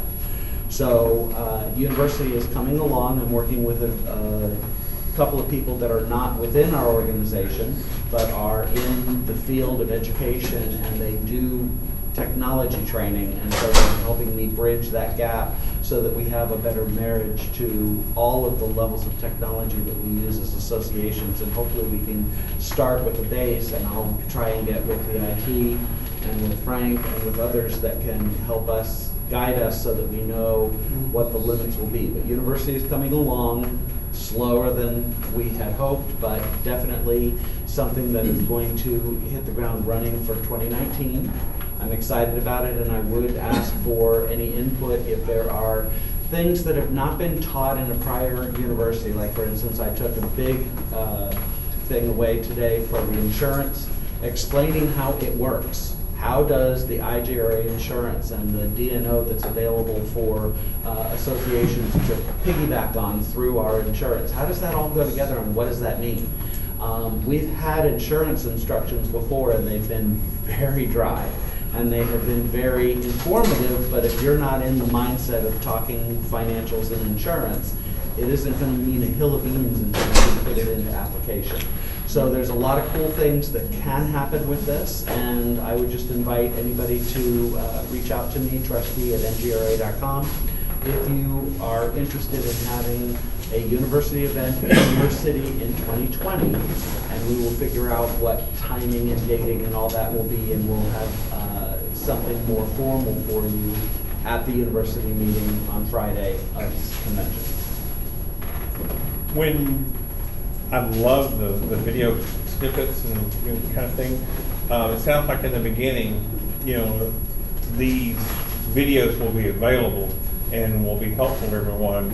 Is there at some point, and I think this may come down the road, I don't know if it'll happen in 2020 or whatever, but would there be a mechanism in place where you track and say, okay, this many people have viewed or taken this class or that class or that class? Great question, and that's one of the things that we're working on. So right now, I'm very, very focused on keeping it budget conscious. I have a budget of $0, and I am trying to do everything in today's technology, with today's access, with today's programming, with what have you. So the team that I'm working with is working with me on, I think we've already tried to do 3 free background platforms that actually not only do they let you sign in so that you can track the courses you take, but also how do we have them take some form of what did you learn testing at the end and capture those scores and retain them so that it can feed up and be reporting. So if we were to consider this, I'll just throw this out here because it's in the back of my mind, but if we were to take the certified officials pieces where they do testing and they do all kinds of different various trainings, there would be a way for us to provide preparatory, here's what it's all about. Here are the kind of things you do in this position in a rodeo. And then when it comes down to what do they need to know, going in and taking certain pieces that you can only take if you're authorized to take, so the rodeo officials committee can control that. Because not that we don't want people to know all the information, but we want to track who's going to want it to backfire and somebody use it. Well, this says, and then the other flip side to that is that once you get all of these little pieces put together, I mean, you look at the poster form and the buckle form and all the stuff that Frank puts up there that we've seen for years and years and years for the archives and what we have in the archives. Now take that and break that level of form for all of the topics that we're discussing. Now change one rule and see how many of them it's going to touch. The upkeep for making sure that the information that we have is relevant, is correct, is true to our current set of rules, and how do we audit that to make sure that we capture it. There are a couple of programs out there that do all of this level of tracking, but the free stuff isn't going to give us what's going to help us for down the road. So we've got to take a look and see, and what I'm trying to do is come up with, for the first year and a half, from now until the end of 2019, come up with what we can do for free. And then after that, if we need to marry into technology and get something that we're going to have to ask the board for a budget for, at least we'll know what we're asking for and where it's going and what we're doing, and we'll have some sort of a roadmap. So the answer to your question is there are several programs out there that track these things. And yes, we would do it not so that you could do it like YouTube where you just go in and you count the number of hits. We can do that on anything. What we're trying to do is get people to sign in, give us an email address, and then show us what you took. And we can tell when you took 10% of it, when you took 80% of it, what you did at the end, if we have some kind of an answer queue or survey, so that we can tell, was it helpful, is there something that left too many questions, etc. So that's kind of the level that we're working on, and that's why it's taking longer than expected on the volunteer budget. Jack? These snippets and videos, who is reviewing those and for accuracy and rule compliance and all that stuff before they're publicized? Great question. We haven't even made one yet. What we are doing is taking the curriculum and breaking it down into, for each subject, what do we want to tell them? What are the things that need to be said?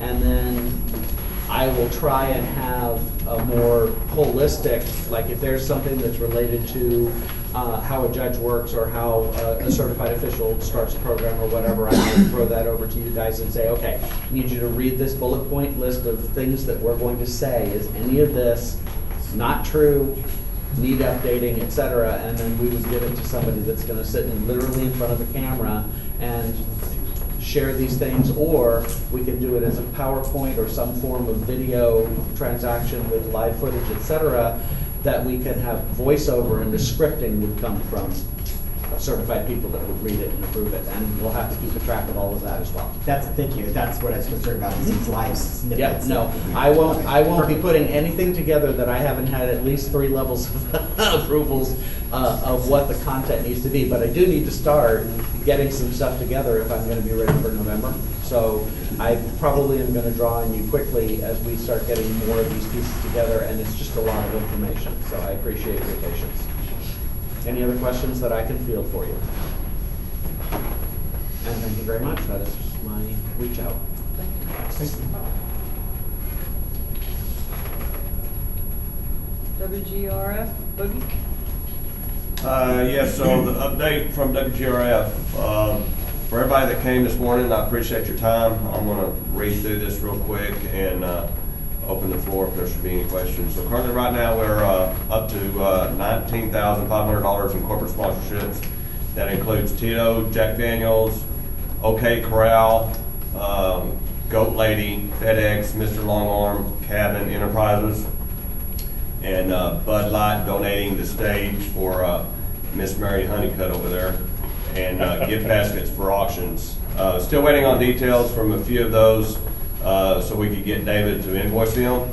Still have irons in the fire with Miller Coors, and the plan now is to still pursue sponsorship, but we're also finding more ways to save money without compromising finals.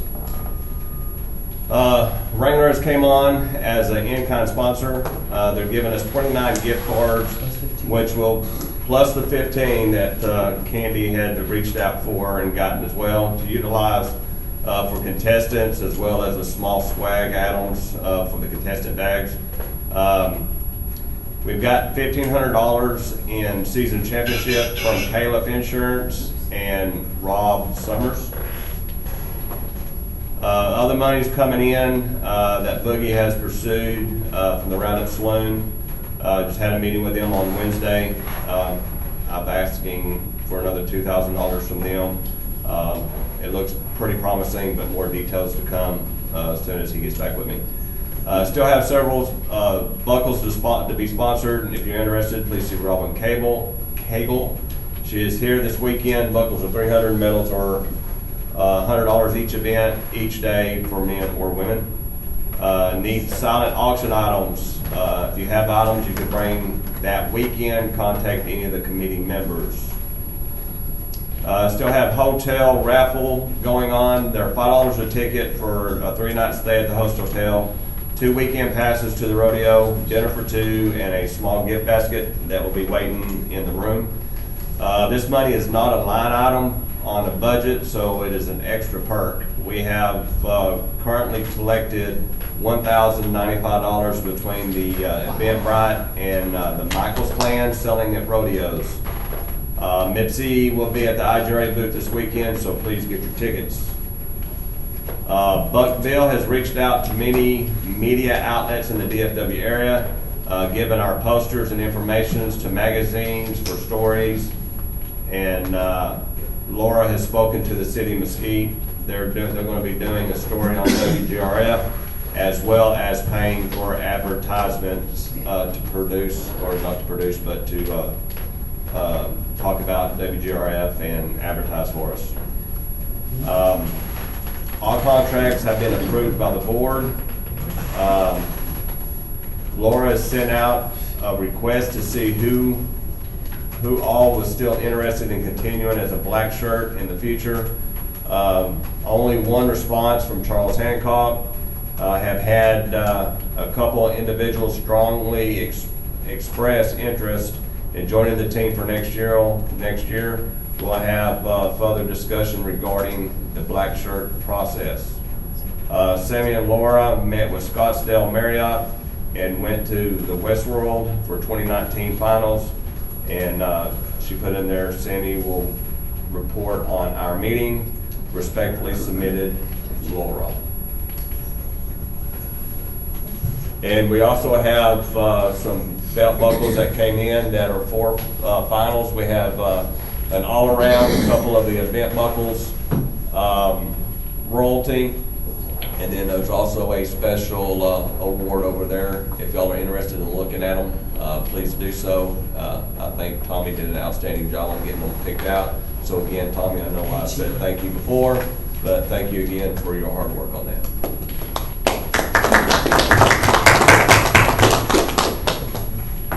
Any other questions?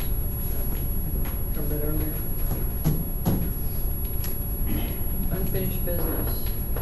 Are we gonna talk about WTRF 2019 at all? We'd like to, we did earlier, but we can again. Oh, okay. Never mind. I mean, they've just got everything in process, but he gave an update on everything in the meeting. If you'd like him to recap, we certainly can. No, that's fine. Okay. I would, there's a lot of people that weren't here. Okay. Okay. So basically what we do is we kind of have an exploratory committee going on right now since there's not a 2019 committee yet. So what we're doing is we're getting things lined up so that when that committee happens, they can just hit the ground running. We've already got a lot of good work. There's Chuck's helped some, Brian's helped some, Drew, Laura, myself. We have about 6 or 7 people right now doing it. Hotel is established with a contract, not signed contract, but what our room rates will be and everything. It's the Marriott at McDowell. It's a true all-suite hotel, and it's in a beautiful area. It's 1 mile away from Westworld, where the arena is. $129 a night. We put our room nights really low at $259. We expect it would be somewhere closer to $400. But to get this rate, and it has the facilities to cover everything that we want to do. If we want to have our dinner, awards, if we want royalty, whatever. Now, with that said, also Westworld has a lot of facilities that we can use without additional charge. The Westworld contract, I have a sample contract, so the language would all be the same. It's just what numbers get plugged in. I have negotiated out some expenses, so we saved roughly about $1,700–1,800 on what the arena cost is going to be. So the arena cost for the 2 days of the rodeo itself is $5,000 total for those 2 days, $2,500 a piece. The day on Friday to practice is like another $1,200, so it's about $6,250, something like that, for the total arena cost. So everything's pretty good there. We have not got into any kind of negotiating with a stock contractor yet. So put that out. They are having the weekend before what's called a Rainbow Festival. So it's basically Phoenix kind of divides their pride up into 2 different prides, and they happen obviously not in the summertime. So this one usually draws about 30,000 people. We have a lot of marketing ideas that we're going to throw out there too. But one of them is, this is the weekend before our rodeo, so it's a great time for us to go there with a booth or something, put out half-price tickets, something like that, get people in.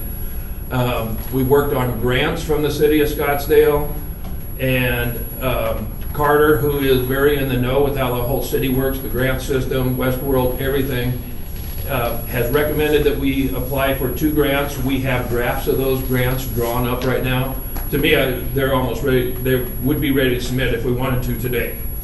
But right now, it's just a draft form. And one is, Brian had worked on one, and that's we get banners across the city of Scottsdale, across the streets that actually run. So like in the Old Town area, and I can't remember where the other part was. On some of the major streets. Yeah, so it's nice that, and everything that I read on it, they pay for not only putting it up and all that stuff, but production of it too. Or we can produce our own and deliver it to them, either way. Realistically, the other grant is, we would get about $15,000 from that other grant, and with that, the important thing with that is 75% of that money is up front before our event. And that's a huge key to me, because that kind of eliminates that, well, is it guaranteed thing? No, I mean, at least we'll already have that money up front. We have 75 up front. So we can actually apply for that. I think, in October, when you're out, which means we would actually have that money in the bank once it was approved. So that's kind of a nice little asset it has too. Anything you guys thinking about that I left out? Oh, good, nice. October 27th through the 29th. Yeah. I don't have them in front of me. There are two other grants available, but it was recommended that we not go with those at this time. And then there are additional grants in the diversity section, it's not part of the city section, that will be looking at those. Right, yeah, and the other grants are much bigger grants. Their dollar value is much bigger, and the city's thought process on that is if you take an event and build it, they want to build their grants with your event. You mentioned that it's just, you have an exploratory group and that the committee's not in place until next year. From a board perspective, I would think that getting ready for 2019 finals is something that would be happening in 2018. And so whether at the board meeting at the end of the year or the first board meeting in 2019, that we've got completed contracts that are ready to be reviewed and signed off on. This year, the process of getting these contracts completed drug on till July. And so I was a little concerned when you said, it sounded like we were waiting until the first of the year to work on contracts. No. Okay. So you misunderstood what I was Okay. saying. We actually will have a contract with the numbers in it on Wednesday. Okay. So we could vote on it as early as that. Okay. The sample contract is just basically for the language. The numbers will then get plugged in. I'm more talking about, we don't have that 2019 committee in place. So, they're the ones that usually do a lot of this. We're just jumping way ahead of the game so that committee can just hit the ground running. That's the whole idea. That's all that is. So, in other words, so the hotel contract will be ready to go within a week if you wanted it. Westworld definitely had been told. I was told Wednesday is when that will come. We already have a couple of sponsors that have signed on that are $10,000 plus sponsors. So. Okay, so at the board meeting, we would be able to review those contracts for the sponsorship and the hotel and the arena. Which board meeting are you speaking about? Of this hotel executive board? Not that I know of. No, I don't believe so. Okay, No. so something's gonna be presented first, right? What I'm saying is, you were saying about it getting signed or whatever, it's never been approved, so something's gotta be presented to us? Yes. Okay. Yeah, that's what I'm saying. Right now, there is no signed contract of anything for 2019. No, I knew that. I just want to make sure you knew that the arena had been approved, but Correct. but the hotel hadn't, so it Correct. has to be presented to be approved. Okay. Yes. Okay. Yes. And I think I mentioned 129. Yeah. Yeah, so. No, I'm just letting you Yeah. know that one more step there on that one. Oh, yeah, no, we know all this has to be approved. We're No, fine but with that. yeah. And we have to get it to you. And the correct dates are October 24th through the 27th. The other question I have for y'all, just to make sure, because some of the hurdles that we ran into, do you have to, for those grants, do you have to do some tracking? So, because you might want to make sure that whenever you put out all this different stuff and you talk like to the hotel and all that, you don't have to track anything? No, for these two. Go ahead. Sal. Okay, well, I can at least answer on the two that we're talking about putting in for. There is no tracking on the banner one at all. I'm just talking about like, if it's like hotel, when you were talking earlier and you were talking about hotel nights, contestants, like when you were counting and Yes. stuff like that. A lot of times those, they pay you, but then you give them information back, so you keep the money, so it's a tracking deal, so. Yeah, no, okay. Okay. So the two that we're looking at, the banner one, absolutely nothing in that arena at all. There is no tracking on the other one either. Okay. So, and so what's important to know about that is with the attendance that we're looking at, It's not paid attendance. That's not how they track. They want to know, did you bring a body on a particular day into Scottsdale? That's what they want to know. So every contestant we have has at least counts as 3 by themselves. And if you come on Thursday, then you count as 4. And if you leave or do anything in that arena on Monday and you came in Thursday, that's 5. So who's counting that? That's what I'm saying. It's just it's just a. It is an honor system. Yeah, okay, no, that's fine, I just want, I For- was no, just for the- wondering. for this yeah. particular- for If the- there was, the- if there was if we need to put something in place, and that's the reason I was asking. Right, yeah, no. No, it's not like you have to do a ticket stub thing or anything like that. Okay. So if, and I sent what you sent this morning out to the executive board, and we can decide if we need to go ahead and disperse it further for questions or reviews of the 2019 Scottsdale stuff. Does that need to be routed to Laura and you, or just Laura, or who do we need to direct questions and issues to? I would say until we have a committee, Laura and I both. Okay. We work pretty close on most things. Yeah, you might want to send something, because last year, and I even talked to Ron about it, is there was already something that went out that said, if you're interested in being on the WR committee, you need to respond by a certain date, and we've already missed that date this year. So we need to put something out right away to our board saying if you have any potential people. I think Robert had something to say too. And that's tying in with just what you're saying. Okay. You bring up a great point, Michael. And actually, kind of want to go back to Boogie. One thing that he said, was there a timeline on? There's one current black shirt that's rolling up or staying in the program. Was there a timeline for response, or is that really what we are looking at? Is just one going forward? I don't remember seeing a timeline response back. It was just an inquiry. But as of right now, you know, like I explained to them, you know, we're focusing on trying to get through 2018. And I know we need to get that committee going, but right now, the majority of the black shirts, that's what we're doing. We're focusing on 2018. So.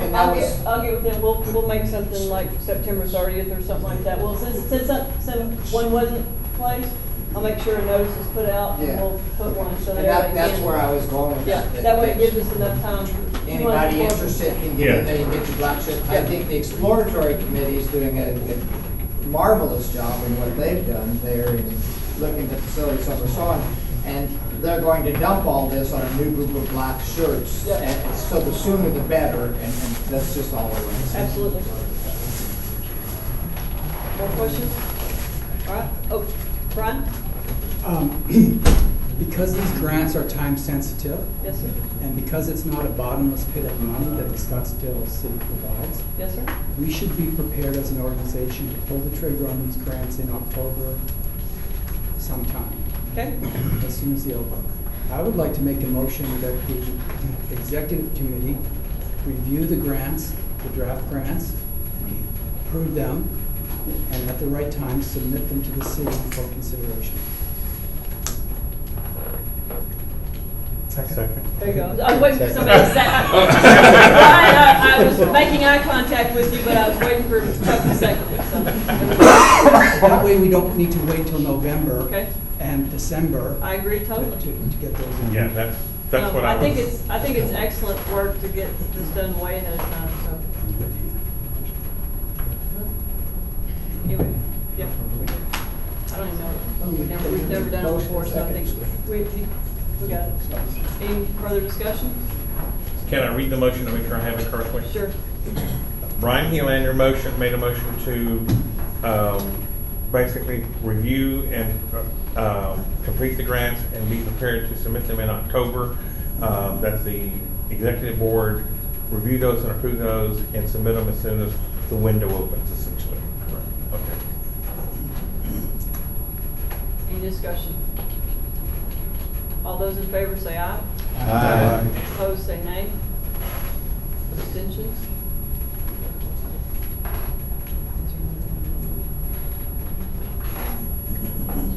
Is there any reason we wouldn't do the hotel right now as well? Just, The hotel, at least I don't have a copy of a contract in hand. okay, Laura has that, so. okay, all right, I thought you might have it. Yeah. Okay, perfect. Well, could we entertain, that as soon as the contract can be obtained, that the executive board review it and go through the initial, get that process Empower the started. executive board to approve it like we did. Sure. Second.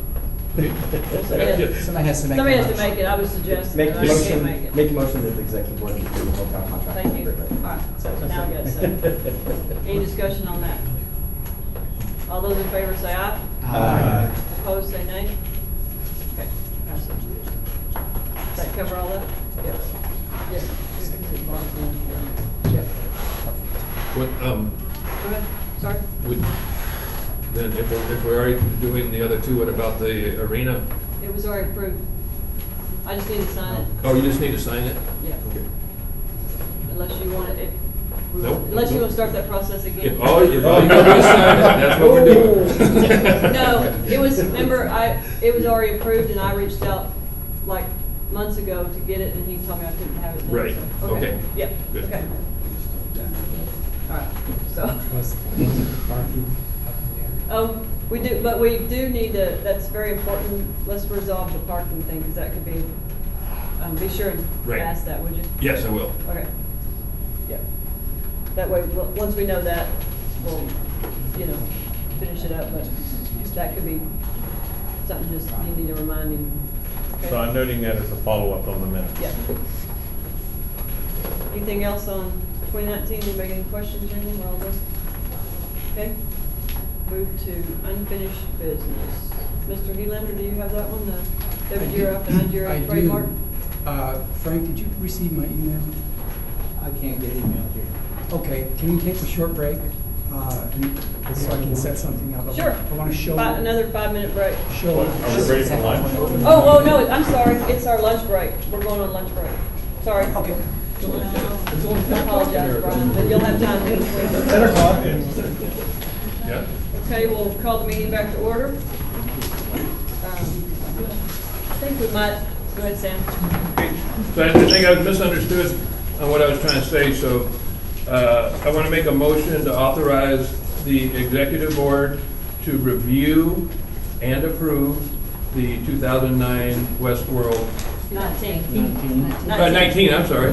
Yeah, 2019 Westworld Arena contract. Second. Okay. Any discussion on that? All those in favor say aye. Aye. Opposed say nay. Nay.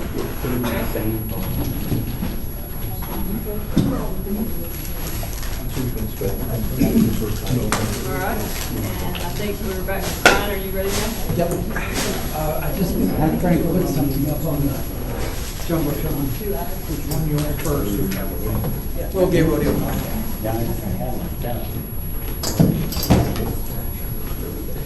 So this is about the trademark, right? Yes, yes. So this is right from the from the USPTO website. This is live on the website. This is our registered trademark. Where'd you go? I was hoping you'd be here. This is the registered trademark for World Gay Rodeo Finals.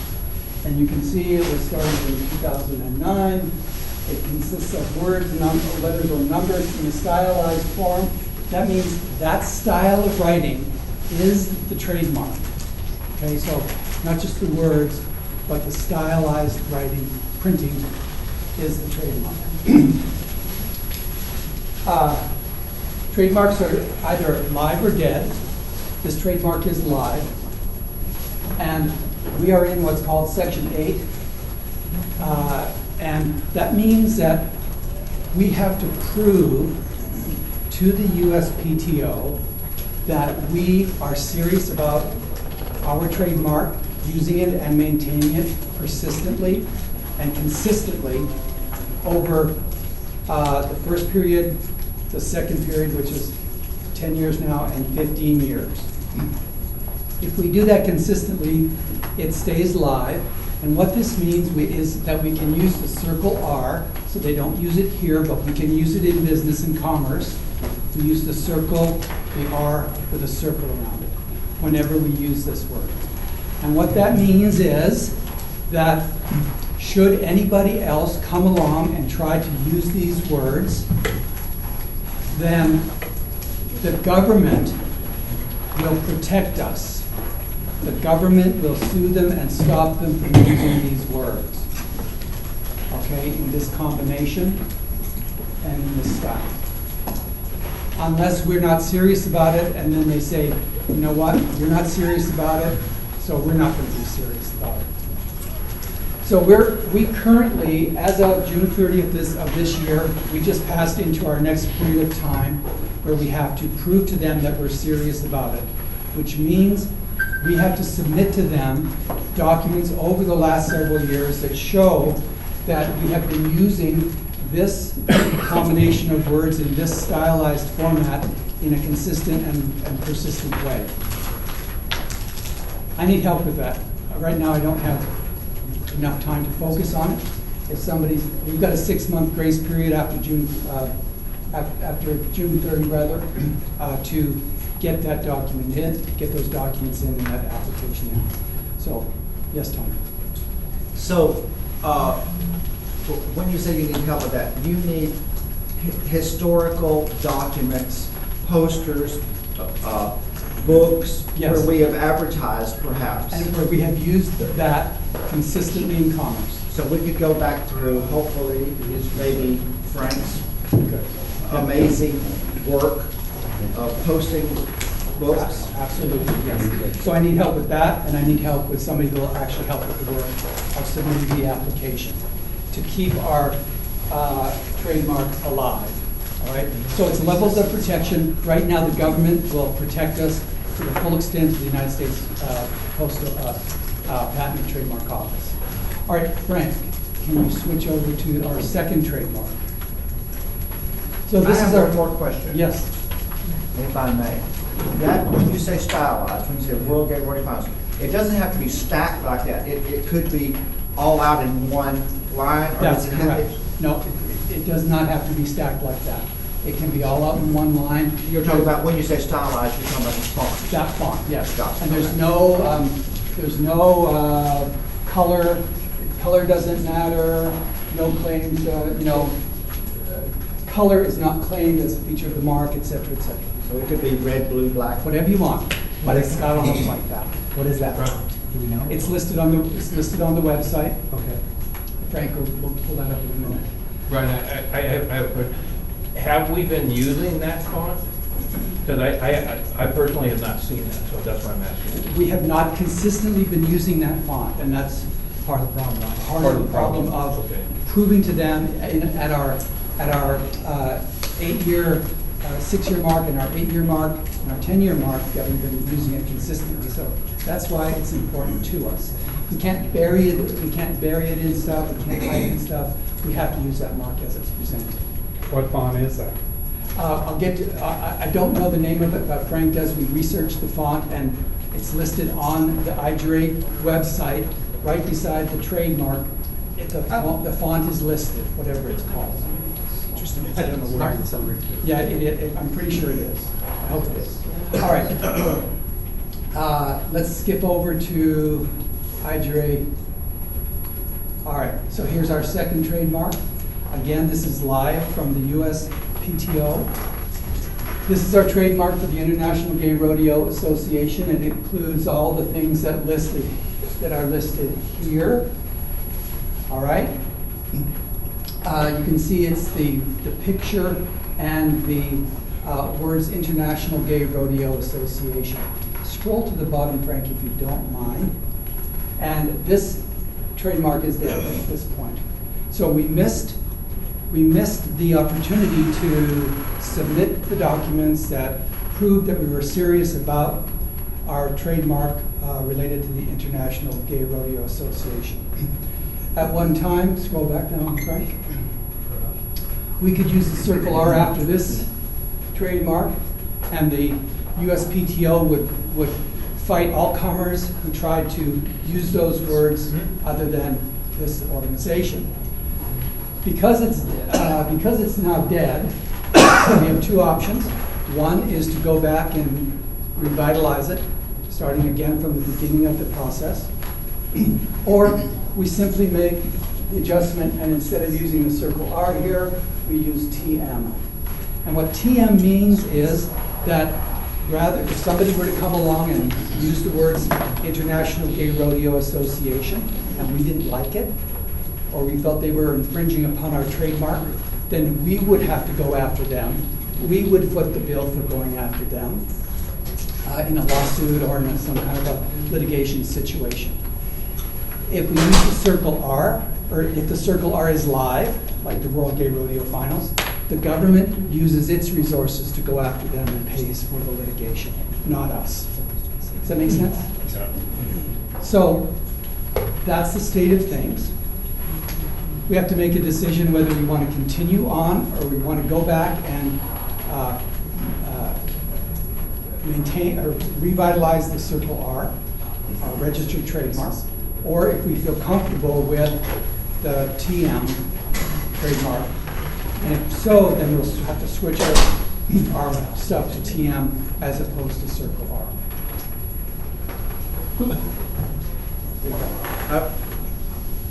Question? And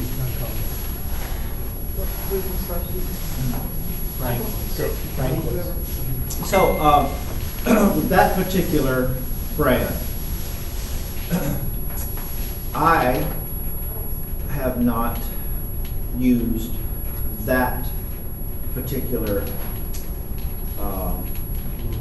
logo. Trademark. That Trademark. particular trademark. With the logo. Where's Gene? Where's Gene? We have not used that, have we, Gene? That's fine, you don't have to. So my question would be to the board, how important is that particular one? Now, can I assume that moving forward, perhaps to the next page, the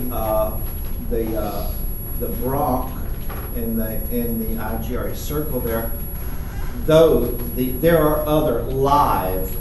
No. No. No. We only registered 2 trademarks, the one you see here and World Gay Rodeo Finals. The one you see on David's shirt, David, could you pop up your chest a little bit? There you go. The one you see on David's chest there, that is our logo, and that is just a TM. It should have TM on the lower right-hand corner. This was never trademarked. It doesn't matter. It does not matter. Putting the words TM on it means that it is our trademark. Putting the words, their circle R on it means it's a registered trademark, so there's a difference.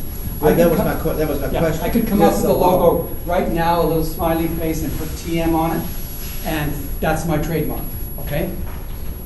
And if somebody came along, if Chuck came along and said, hey, that's my trademark, I'm saying, no, that's my trademark, we would fight it out in court, and it would be at our cost, okay? So, As TM. as TM, that's correct. Versus the R. Circle R means the government will fight the fight. There's your answer. When we have a Circle R registered trademark, what do we have to do on a regular basis in order to maintain that? Use it in commerce. Use it consistently and persistently in commerce without embellishment or little tails on the, if you go back to World Gay Rodeo Finals, because this is the only one we have, without little tails on it and whatever else that you want to add on to it. This is the one we have to use consistently and persistently in commerce. Back to Candy, would you want to? In May, I thought we made a motion to get these reactivated. Did we not? You have the minutes. We did. Okay. Yes. So I took that to mean that we would work to get the R in the circle versus the TM. Yes. So that if not a cost to us, it would be a cost done by the government if someone infringed on our logo. That's correct, and Candy asked me to take care of that. Yeah. I'm just here to tell you I'm struggling with getting that work done, and I'm asking for help on 2 fronts. One, because somebody else has to learn it other than me. I can help, but somebody else of the next generation needs to know this. And a good secondly, I'm candidate struggling with time to be able to do that, particularly related to the World Gay Rodeo Finals, which we're in our grace period. So June 30 of this year, we are now in our grace period. We have 6 months to get the documentation. Okay. And I'm just overwhelmed with my life. So this is a good candidate for our SOP stuff. Could be, sure. Candy? Mary's asking to be your assistant. Oh, I was gonna offer my assistance, I mean, if I can help you. okay, Mary, I'll educate you, and you can maintain, you can submit the paperwork for maintaining World Gay Rodeo Finals, and you can submit if you like. Now, I'll just tell you, since we're talking about this, think about it, we've been around for 30 years plus, and nobody's really come along and challenged us as it relates to World Gay Rodeo Finals. The question becomes, okay, so we registered it once, we thought it was important. Now we've lost that. It'll cost us probably about $600 to get that registration back. It'll cost us about $150 to maintain the World Gay Rodeo Finals one. I think that's worth it. But in 30 years, we haven't really been challenged on International Gay Rodeo Association. Do we need that level of protection that is the government by registering the trademark? That's up to the board of directors. Or are we comfortable with just using the TM in commerce? That's, again, up to. But again, you're correct, Michael, at the last board meeting, we did decide to go ahead and try to reestablish, and it would be very easy to reestablish the Circle R for this one. Okay. It's just time and energy and a little bit of money, which I don't have right now. So, there you go. Right. I don't think you actually understood my question. I'm sorry. You said, when I asked, what do we have to do to maintain that, you said use it. But the government, what do we have to do with the government to maintain? Okay, Do we have to pay them an annual fee or? At 6 years, 10 years, and 15 years, we have to submit samples That we've done. that we've done it in commerce over the years. Okay, does it cost us an additional amount each time we do that? About $100, $125. So it's rather than the 600 to have it read. That's correct. After 15 years, then we get a pass. We've kind of cleared all the hurdles, we've established ourselves, and after 15 years, we don't have any further work to do on the registration of the trade. Any other questions? Thank you, Brian.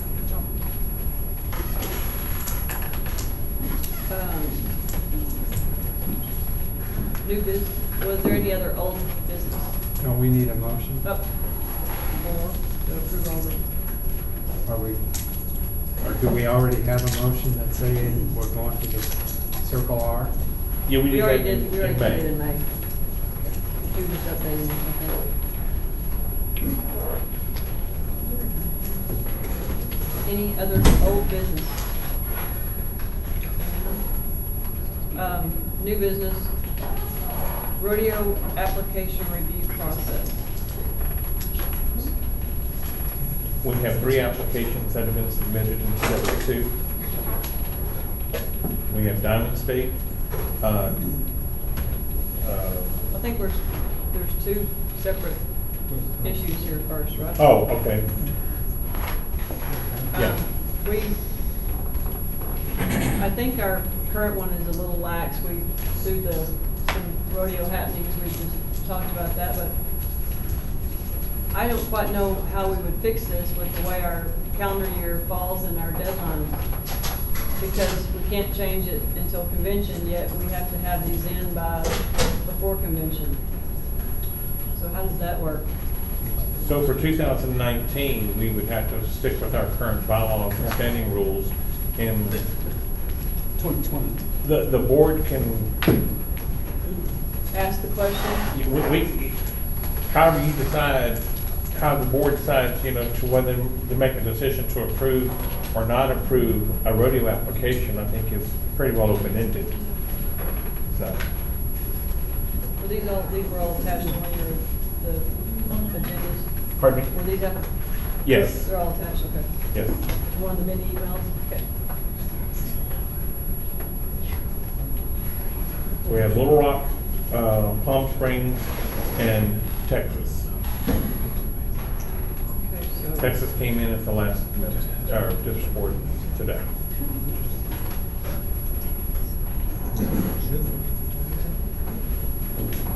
So, would there be a representative to talk about Palm Springs? Would that be you, Steve, if somebody asks questions?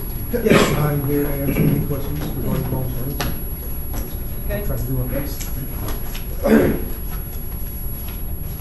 So am I in order to? 350.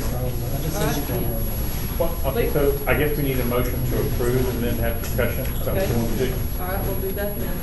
So I'll make a motion to approve the Palm Springs rodeo application. Second. Okay. Now the discussion.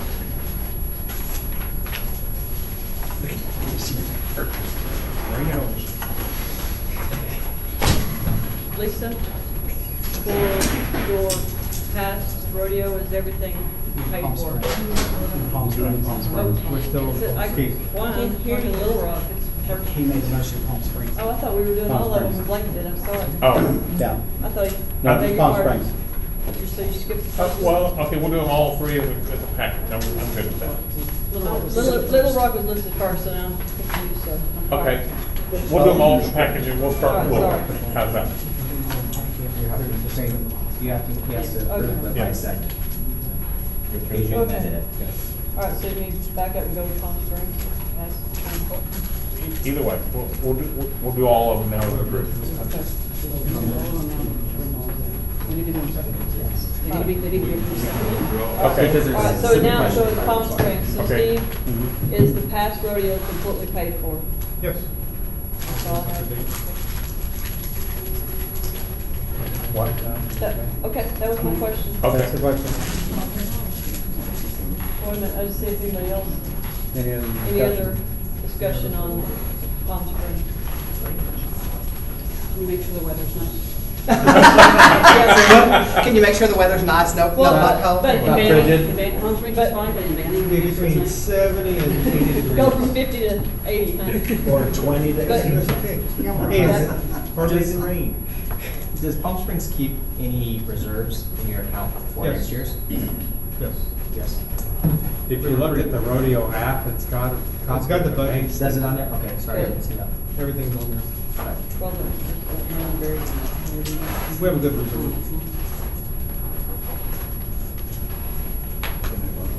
Nope.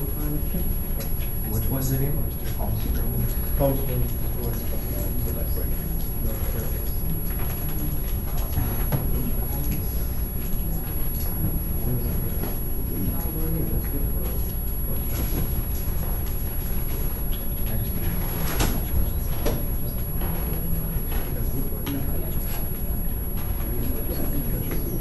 Any further discussion? All those approving Palm Springs Rodeo for 2019, say aye. Aye. Opposed, say nay. Abstentions?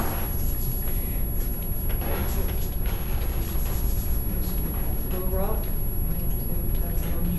Motion to approve Little Rock rodeo.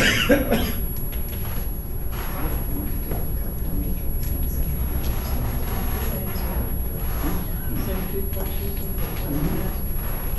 Same two questions, Lisa. Is your past rodeo completely paid for, and do you have a reserve? Thank you. Any further discussion?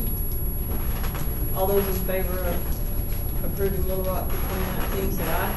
Aye. Opposed, say nay. Abstentions?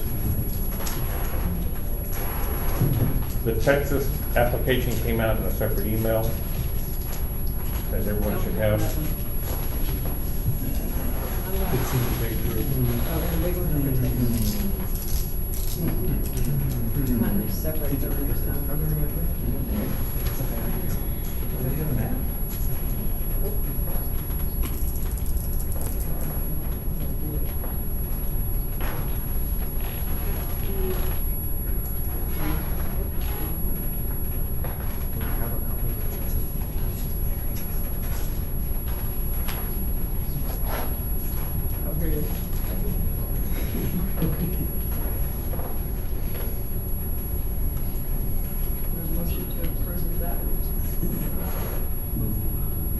Second. Second from David. Same two questions, Tim. Yes, all our bills are paid. I think we're sitting at about 130,000 in the bank right now. Okay. Are these dates correct for your rodeos? They moved to Memorial Day weekend. That's the 24th through the 26th, that's right. Yep. Correct, for us. And we're asking for a variance. There's a I believe it's 5 5 feet. 5 feet variance. Yeah. that we need. It's it's 115 or 230. Got it. Okay. David seconded. Who made the motion to approve? Me. Jeffrey Neal? Okay.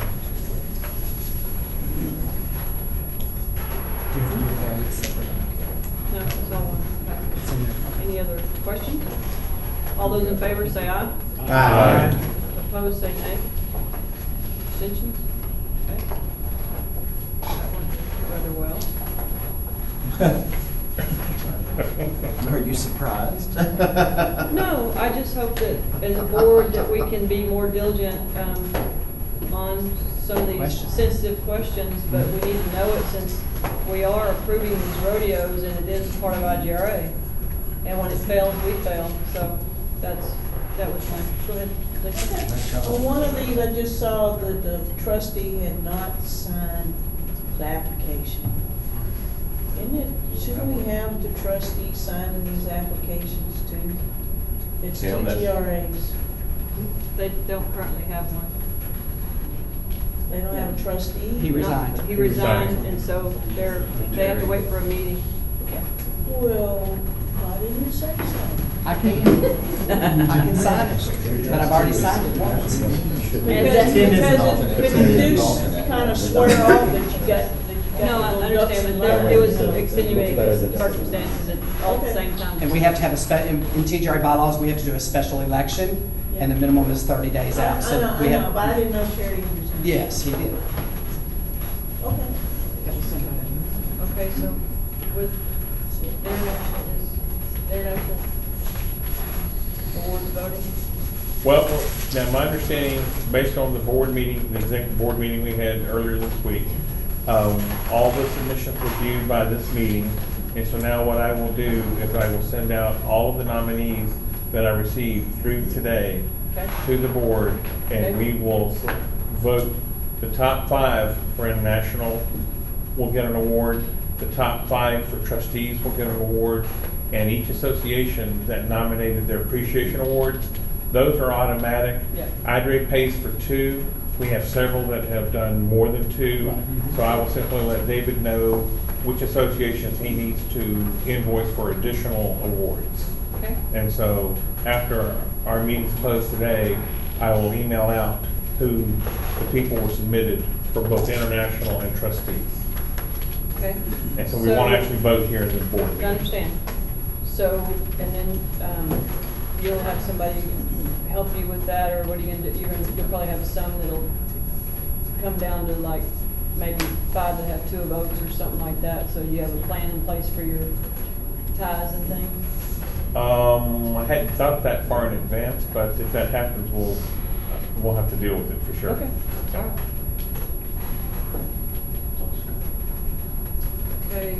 So, can I ask a question on that? Go ahead. I'm sorry. Oh, actually, go ahead. For being naive. The trustees award, what is the criteria? And I can It's look in at the it. bylaws.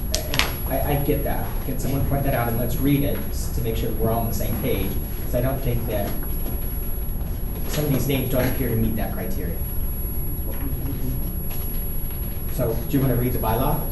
I'm pulling it up. That's why Go ahead, Lisa. I question why we're sending it back out. I understand why we're sending it to an email for trustees to vote, so all the trustees can vote. But like Jack says, we don't get a chance to discuss none of our nominees for our award. I agree with you totally. And I actually, in the past meetings, like trustees discuss the people that were nominated for their award and voted on. Yeah. Okay. Right at the meeting, instead of sending it Yeah. out. I agree, I think, and I think that's what it should. So it says trustees award, this award is to recognize those contestants of IGRA who have exhibited excellence in the standards exemplified and the code of ethics and sportsmanship. Again, code of ethics and sportsmanship. The trustee selects the recipients of this award. IGRA will cover the cost of 5 awards. So, Okay, so, let me get this right, so, talking about this, do you want to defer your discussion about it to the trustees meeting, and then y'all talk about it there, is that all right, Chuck? I mean, it's fine. you see what I'm saying? Because I mean, this is the board, but it is a trustees deal, so you could defer talking about that group of people in the trustees meeting if you would like, rather than In front of the board. rather than in front of the full room. Maybe, I just, No, I agree with you. I think it does need to be discussed if you're all voting. Michael? So, in going back to, you read the bylaw, so the trustees award is limited to contestants only. Yeah. Yep. Okay. Do we need to go through the names of the international awards, which would be voted on by the entire board? I did send a list that I had received. Was there a criteria for that one? You sent the list to where? Is there a It was criteria? in that list of all the attachments. So international award, this award is to recognize members of, those members of IGRA who have made contributions IGRA worthy of special recognition. The contribution can be any of the activities that IGRA encompasses. The board of directors selects the recipient of this award. IGRA will cover the cost of no more than 5 awards. Okay, So worthy of special recognition. okay, so those you can discuss. if you- Yeah, we have 7 nominees so far, and if I missed some for international, the folks here can let me know. Christy Michaels was nominated by Arizona and Diamond State. Michael Wildman was nominated by Arizona. RJ Mickles was nominated by Arizona and Diamond State. Mipsy Michaels was nominated by Arizona and Diamond State. Ron Trusley, nominated by Diamond State. Laura Scott and Ken Hoggs and Jeff Lowe, submitted by ILGA for the international. Michael, that name, I'm sorry, remind me who that is, Michael. Second name, Michael? Michael, I don't know who. Michael it is. Michael Weeman is the general manager of Charlie's Corporate. How does he meet the contributions to IGRA? To make contributions worthy of special recognition? Like, how do we, that's a pretty vague. Well, he's been our assistant rodeo director for the past 3 years. Yeah, that's what we need to know. Yeah. Mhm. For those of us that might not put a face to that Yeah. name or whatever, Mhm. so. So, and he's, I don't know about anywhere else on the circuit this year. He was responsible for sponsoring us, our rodeo, with a great sum of money, so, especially with the added money for rough stock.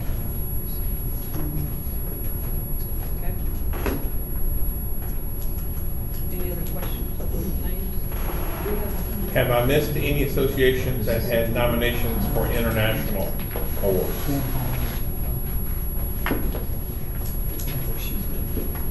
I should know, but Ken Hogg and Jeff Lowe. That came from Amy. I don't know anything about them. Is there anything, any documentation you want to send in on any? Just names? just the name.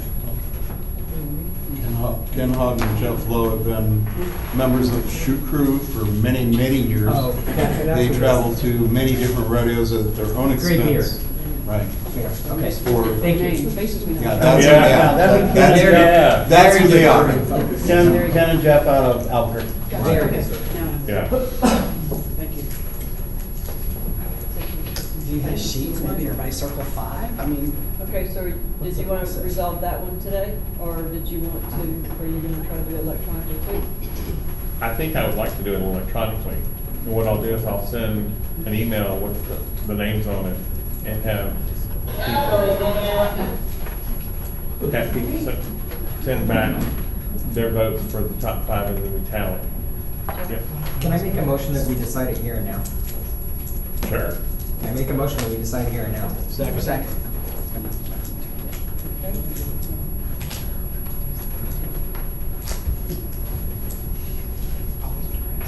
Okay.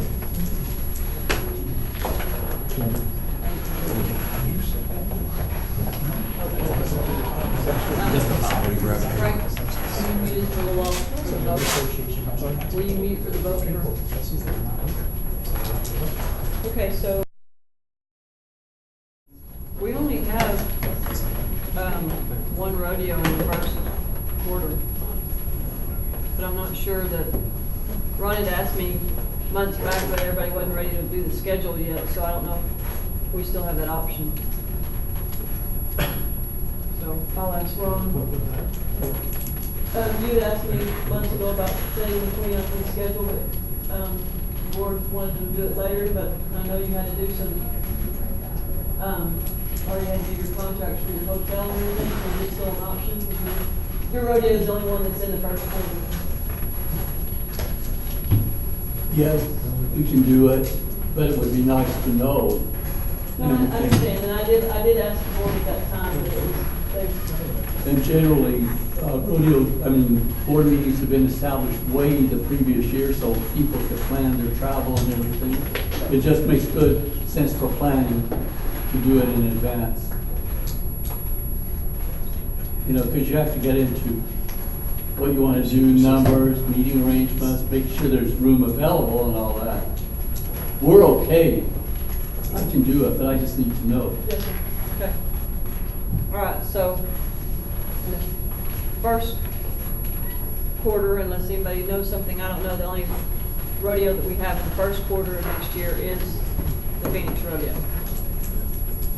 Okay. Second quarter. We know the date? Oh, sorry. So your second quarter, right there. You have Little Rock, Hot Rodeo, Keystone. Memorial Day Texas. weekend would be a good weekend for Texas. meetings.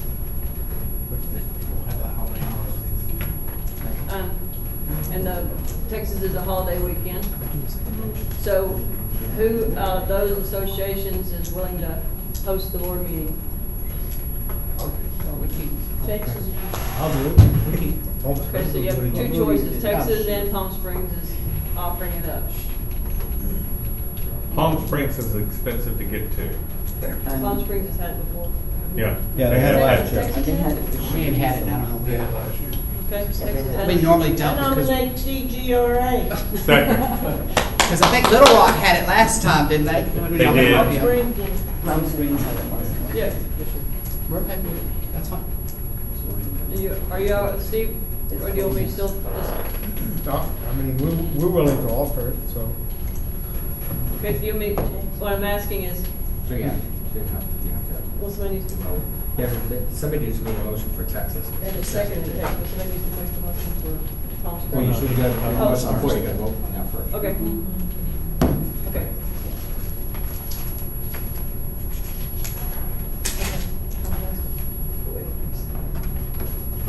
Any more discussion about Texas? All those in favor of having it at Texas, say aye. Aye. Opposed, say nay. Abstentions? You're supposed to at least vote no. I I'm messing with you. I did. You were real quiet. Okay, one. Yep. Okay, so Texas, so then the next quarter is,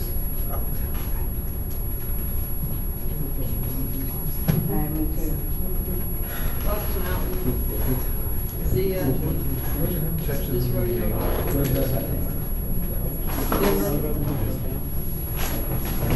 Denver had it 2 years ago. What about, Zia? Zia had it? Yeah, they had. Zia had it 2 last years year. ago. Was it last year? Last It was year. last year. Where, what's in September? Very down just a little bit because we don't need June. Vegas and San Francisco. San Francisco, Bighorn, one of those two. Do we have Anybody? Great internet Jeff? connection. Nevada would be happy to host you. I just want to make sure that we don't have too close of a time frame to the convention meeting, because that's, you're within literally 90 days. Got it.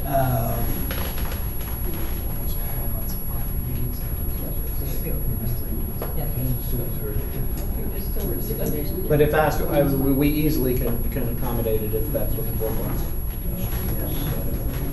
Still does.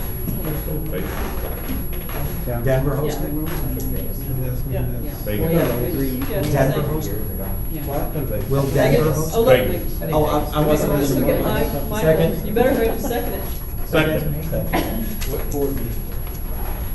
All those, oh, you went. We didn't hear that. Okay, Vegas, what? all these gamblers are saying Vegas. That was the point I was laughing about. They were all. Denver has the best internet connection in the entire circuit.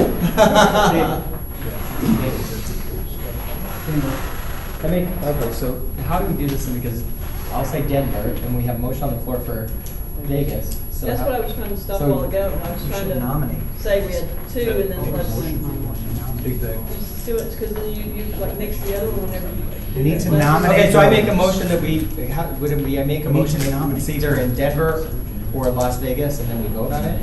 Is that Yeah. the right? Open nominations Okay. for the associations that want to put in. Yeah, that was what I was Then trying to we get to a vote. while ago, whenever Steve, it was like not letting him be allowed to do anything. That's what I was trying to get to a while ago. Yeah, I never got to do it. So we have to have the motion removed. So what's the motion now? I'm confused. Now, No now nomination. it's a, Rescind the motion, open the floor for nominations. Take the nominations, and we can vote. okay, so nominations, now they changed it, or Jack changed it to Denver or Vegas. Can I make a comment? Sure. So logically, we want to get together in a structurally timely fashion. From November to February is 3 months. From February to May is 3 months. That would place a 3-month window as one of the 2 August rodeos, and then a 3-month after that would be convention, and you stick with that very structured, very stable, very timely process. I know it's not easy to get to all the places, and we definitely want to move these things around to different associations for inclusion, but I also think that it's very important, having been on boards before, that we have that structured, time sensitive. If you make a decision in a meeting in September and we have to turn it around by November, you're almost guaranteeing you're not going to be able to do certain things, and you don't have that window that you would normally have between 2 of the other meetings. So I put that out there to say, I think it's important to structure, but I think having it in any rodeo in Vegas, you'd still be willing to host if instructed to do so. So you're saying you would rather it not be in Vegas? I'm just saying that if we look at the Vegas being in September, late September, you're putting less than a very short window from anything that we discuss in Vegas to when you come back to discuss the convention. Gives him a month. So it's either withdraw or not? No. I'm in. Okay, so we're leaving Vegas on Yeah. the board. So if we have the meeting, the last, at the end of May, and then we turn, 5 weeks later, we have another meeting in Denver, there's not much time. in- Same difference. Same difference, right. Yeah. Okay. That's why I was bringing it up. I think if you, maybe I can expound on, is in Vegas, in September 22nd, we will have convention in, 2 months. And we have all the processes we're doing now, nominations for awards, voting, getting the plaques and all that stuff. Is that going to give enough time for that to be done?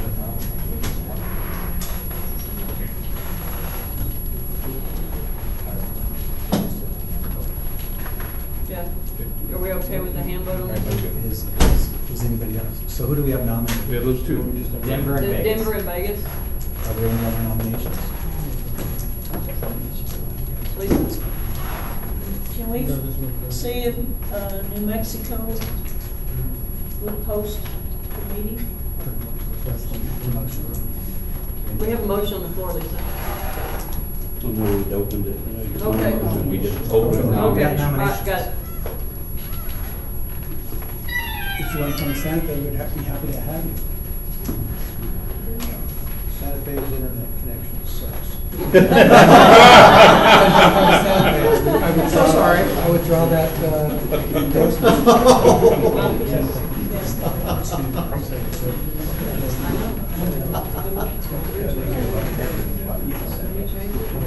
Between Denver and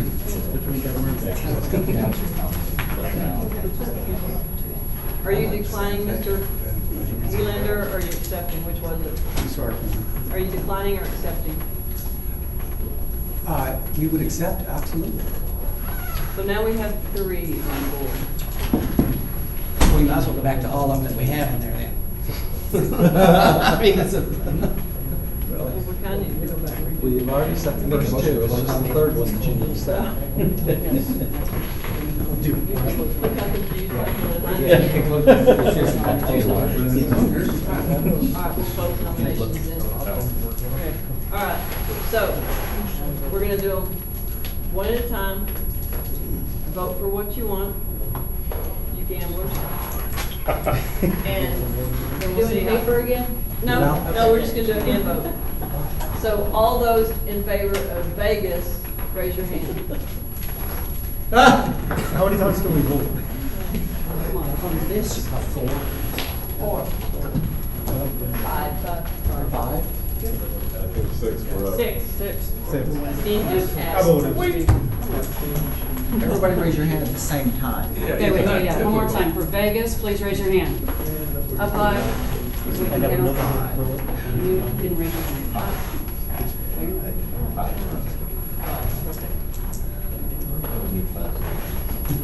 Denver, raise your hand. Sweet.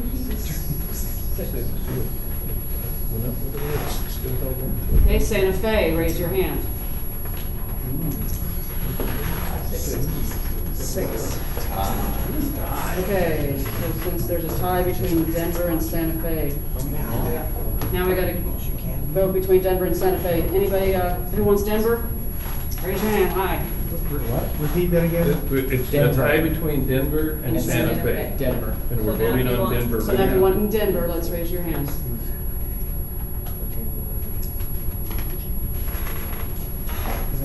And if you want it in Santa Fe, raise your hand.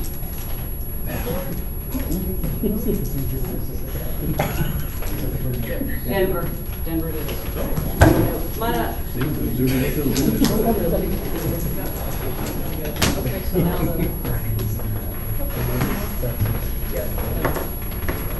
can I make a comment, send back to you, seeing what happened with this rodeo, what's happened with Denver before and being a horse contestant?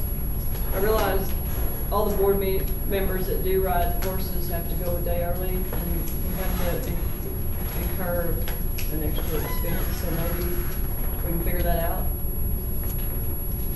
I mean, here, to come a day early for this meeting, I'm being charged extra money to attend this meeting, and, it's not like I could leave them at home and go out and get them. Anyway, so maybe that's just some kind of thought, some kind of fundraiser, you know, something. I just, yeah. Yeah, that's a great idea. Anyway, it's just a thought. Yeah, that's a great point. Definitely be confused. Okay. Good idea. Next. You should have to financially more so. Thank you. Sorry, we didn't, I'm just thinking, sorry to tell you we are having one. Okay. First. We'll be well taken care of. We were last time, so it's gonna be. It'll be better. It'll probably even be better this year. And I'll good. try not to show up a week early.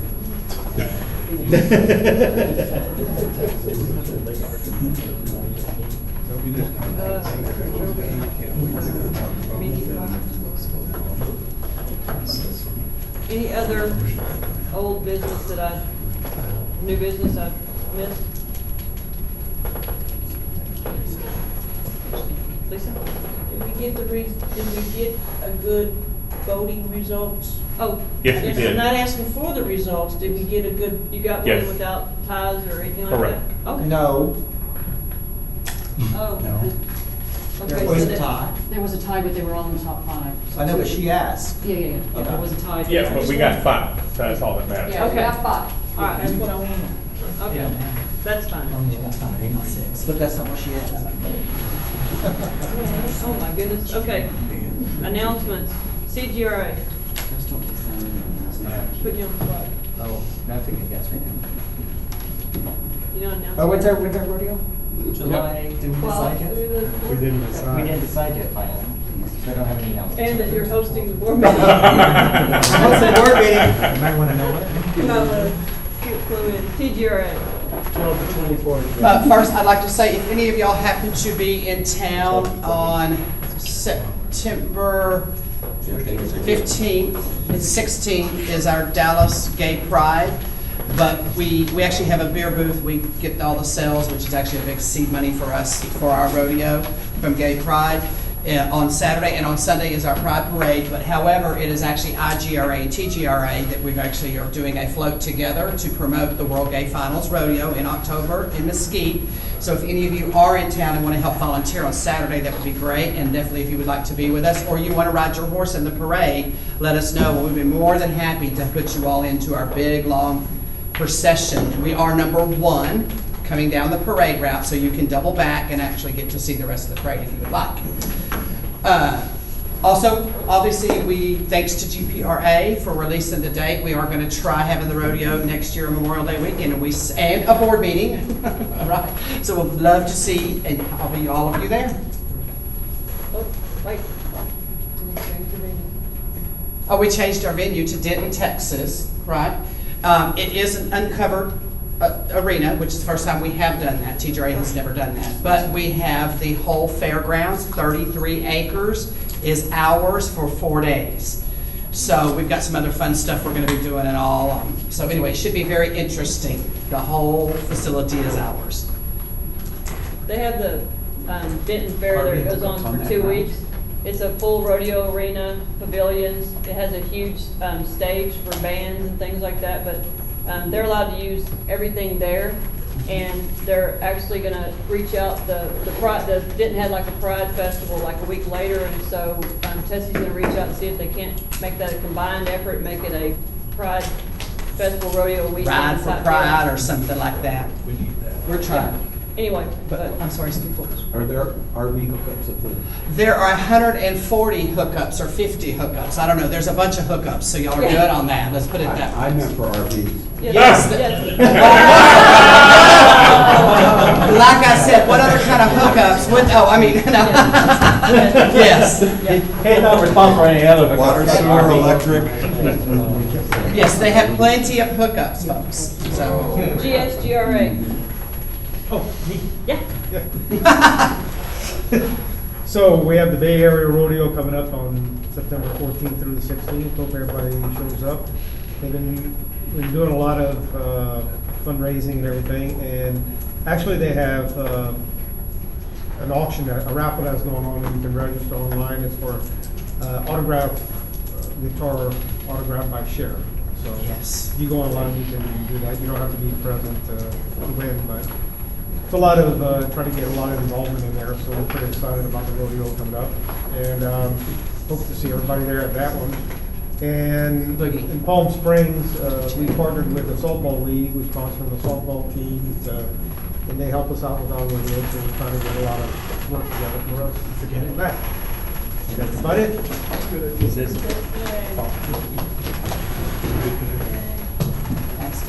AGRA.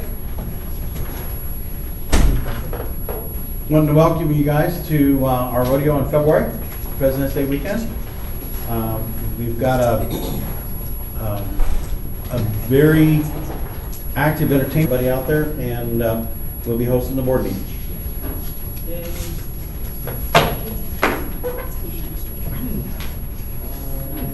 GPRA?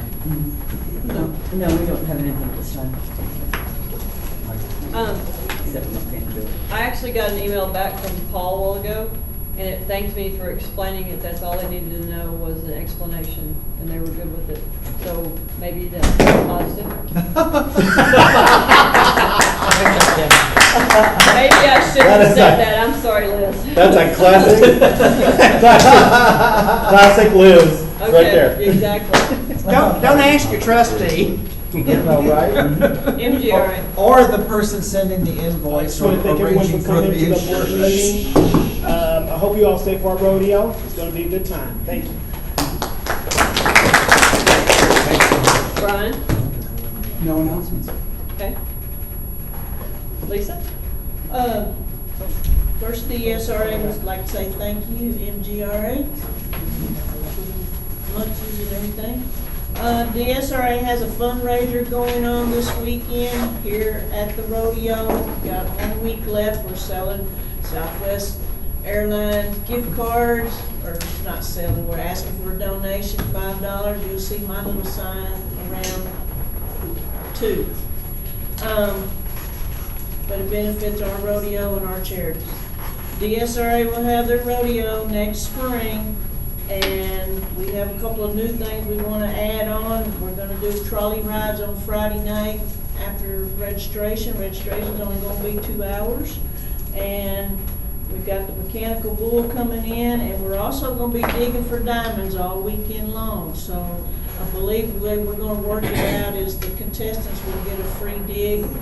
And then hopefully we're looking at a $4,000 top prize, but everybody will win something. We also are looking at offering a rodeo school and possible added money. That's all. Thank you. That's it.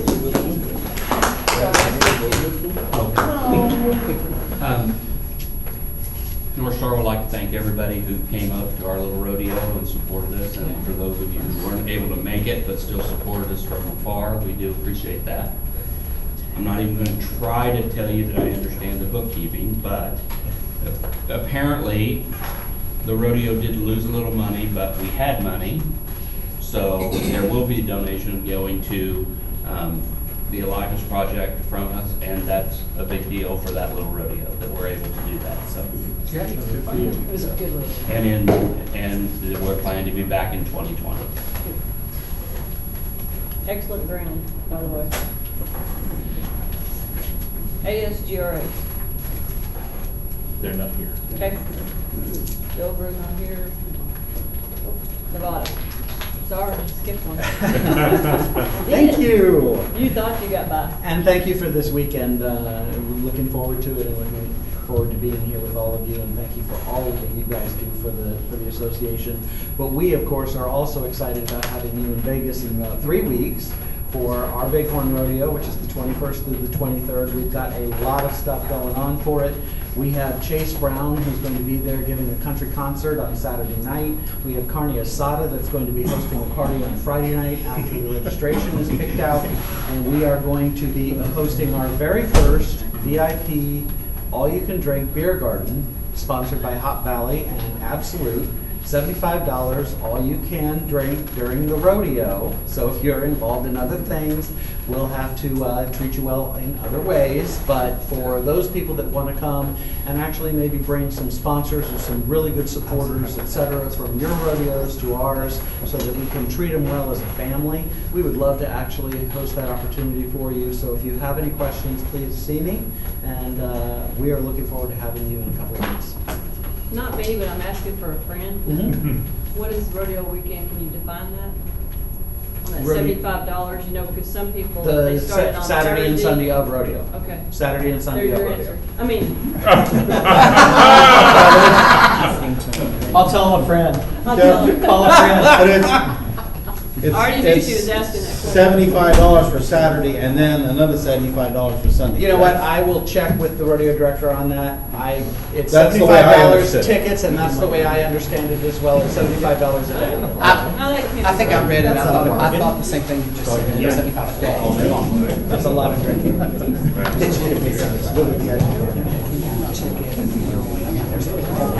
Oh, okay.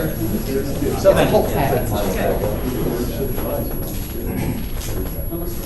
You're up to Michael. Migra. Nothing. Okay. Red River. Red River, the biggest announcement will be, we have a rodeo school on the 13th, correct? That's 2 weeks before finals. If the last rodeo until finals, there's that 5-week window there. So it's a great time to come. When we put on the rodeo school in the past, any ability level works really well because we have the best people out there teaching and we have people that are ready to teach a beginner at any time. So I would encourage you, it's a good chance to get warmed up before finals. No one from Sacramento. Chuck? Thank you, MGRA, for hosting us for the board meeting, and good luck to everybody this weekend in Florida. Chuck's not here. Kevin? We're looking forward to hosting you all in November. A couple of things I wanted to talk about is if anybody would like to sponsor one of the coffee soda tables during convention, we have 6 opportunities to do that. So right now, we'll take whatever you want to donate. So what we're looking at is a $500 sponsorship for the whole for each session. So we haven't had any responses back in Salt Lake. That's why I'm kind of throwing that out there. And as an association, we wanted to give a shout out to Tommy. We had an event that at the very last minute, the city pulled a quickie on us and told us that they needed to have their name on our insurance, and over a weekend when he was rodeoing and everything, he was able to get that to us. We basically gave him 3 days to do that, and I just really wanted to tell him how much I appreciate that. No problem. And that's it.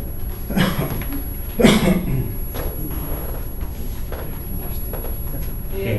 Go ahead, David. Tonight is the final night to register for Bay Area. So if you haven't registered, for Bay Area. But you can. Yes. It just takes 3 hours if you're in night. Yeah. I'll just be smart.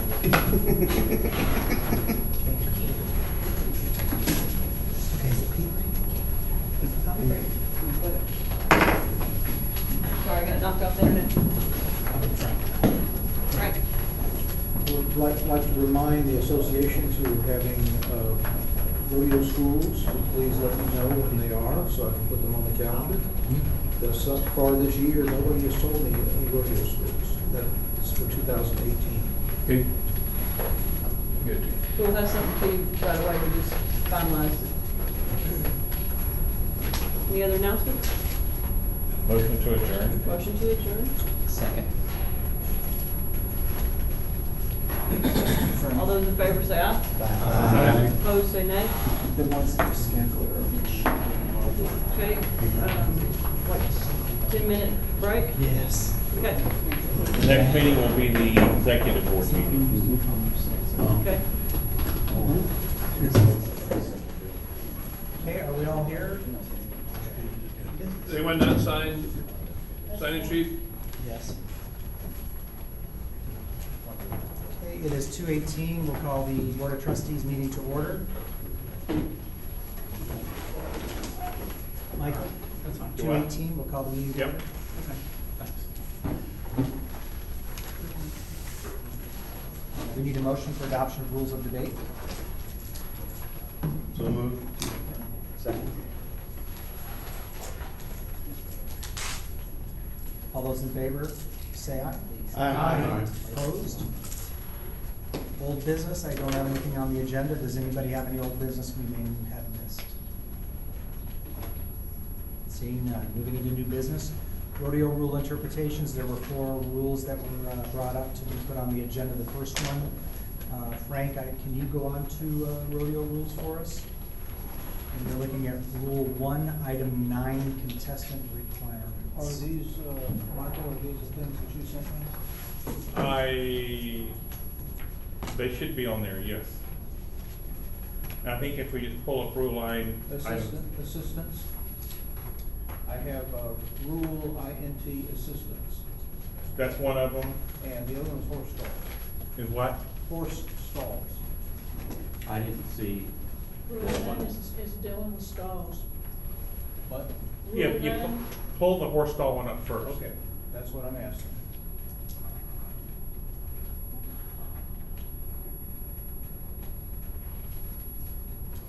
Okay, yeah, that's the one.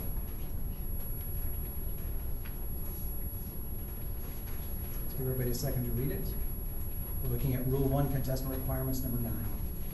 Contestants are provided one stall at no cost. Contestants reserving additional stalls may be required to pay a stall fee not to exceed $25 per additional stall for the rodeo weekend, if published by the host association prior to that rodeo registration date. Discussion. Or do you need a motion, or what are we gonna do?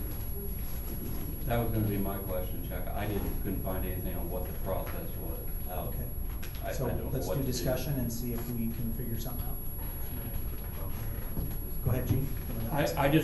I submitted this request for this interpretation, and I included Rule 7 also because, just for clarification purposes, where it says stalls for horses or storage, provided no charge, a minimum of one horse stall per pre-registered contestant entering horse events. Contestants requiring additional stalls for competition horses may be required to pay a stall fee not to exceed $25 per horse stall for the rodeo weekend.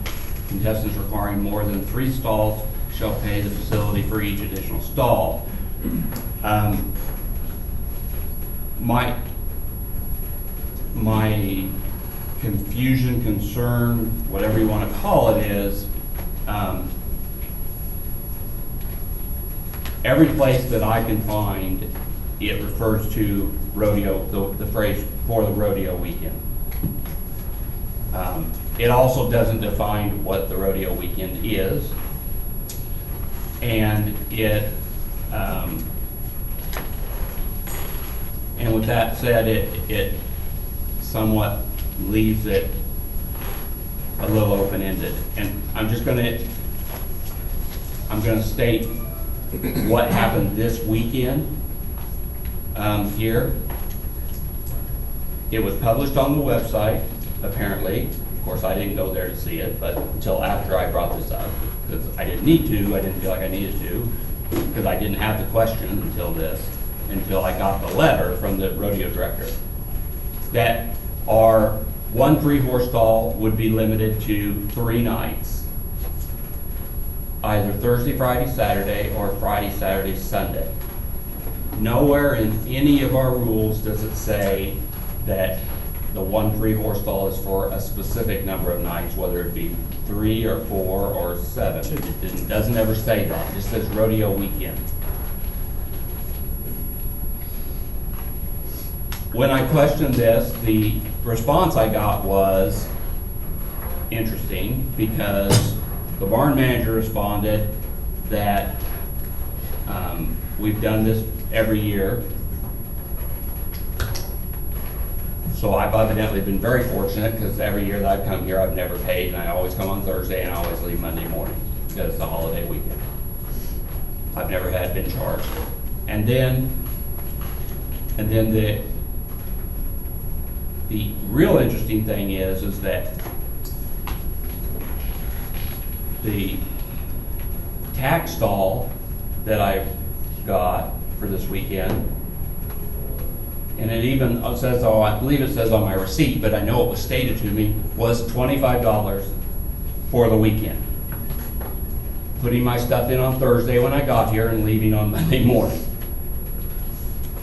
So one of their fees associate the rodeo weekend to Thursday, Friday, Saturday, Sunday, and another one of their fees is saying that it's only good for 3 days, where our rules don't say that. It says for the rodeo weekend. So that's where my concern is.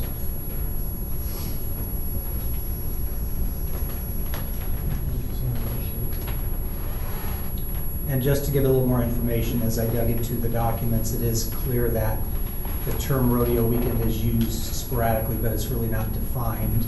There are other associations that do charge additional fees on Thursday, and that is on their stall fee policy that they're supposed to publish.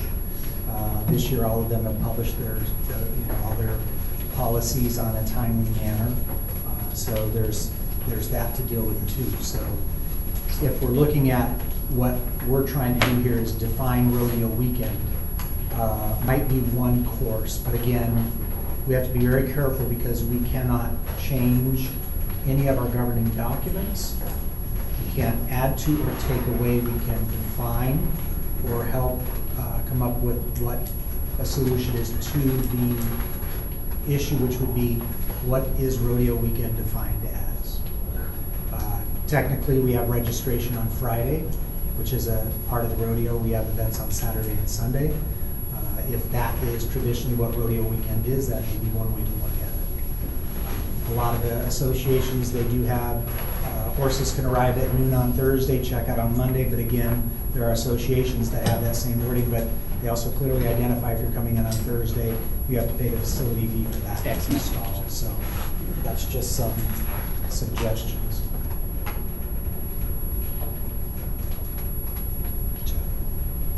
Brian, I'm sorry. I don't know if it's helpful or not, but if you're at convention, rodeo weekend, or I'm sorry, the word weekend is defined as, in the dictionary, from Friday evening to Sunday evening.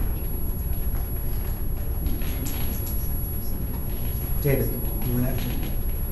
Oh, David Hallwood, sorry. Oh, never mind. Gene? In 1 year, I went to Denver, and I come on Thursday, of course, and I had to pay for Thursday, and I didn't have I didn't have a problem with that, and I'm going to explain why I didn't have a problem with it. I'm looking at this as rodeo weekend being whenever the association designates that they are allowing horses on the property. I mean, that, to me, that makes sense. It's when the association says that they're gonna allow horses on the property. The year I went to Denver and got there on Thursday, it was plainly told to us that if you're coming in early, you need to talk to Johnson County, or whatever the name of that, Jefferson County. You need to call them and make arrangements for a stall to be there early. So the association had absolutely nothing to do with that. So in their mind, in my mind, their rodeo weekend was Friday through Sunday. The situation this weekend differs from that based on the fact of you can bring your horse in anytime from Thursday on, but you only get 3 days, and that's where I'm having the problem. It's not that we have to deal with this, we would have to call this arena and make arrangements for a horse. It's the association is limiting us to the number of days that we're allowed to have that free stall. And then to turn around and only charge me $25 for my tax stall for all 4 days, there's clearly, to me, stating that that is what they consider the rodeo weekend. Because that's what it says here. Tax stalls, you know, or this one doesn't talk about tax stalls. Well, it does in 9, in 20, in Rule 7 and 20. Stalls for horses or storage, it refers to rodeo weekend in there also. Tim? I think where the problem for associations come in, look at it from a different perspective, sometimes is what is included in the whole thing, or whether they had to pay for their stalls separately, if you have to pay that facility, or if it was included in your bid for your, like for instance, TGRA as well as finals, they're going to pop their own stalls up. So with IGRA, so they could say, yeah, you can come in on Thursday because we have the facility Thursday through Monday. I think there again, I think the clarification should have been probably, or I guess it was not, is that correct? It was not actually advertised in a certain way? It was advertised exactly the way they billed it. I mean, that you could have it Thursday, Friday, Saturday, or Friday, Saturday, Sunday. That was but clearly they didn't advertise saying that you would get, you know, if you come in on Thursday, but you're going to have to pay X amount of dollars. It did. That's not what I'm saying. It was advertised that, but the Again, point guys, is it's only just 3 days. Clarification, what we need to do here is decide what we're gonna do about the term rodeo weekend. Right, okay, that's why. really what we need to do to kind of focus Correct. on that. Are we going to say that the rodeo weekend is Friday, Saturday, Sunday, or are we gonna say something else? That's really what we need to do.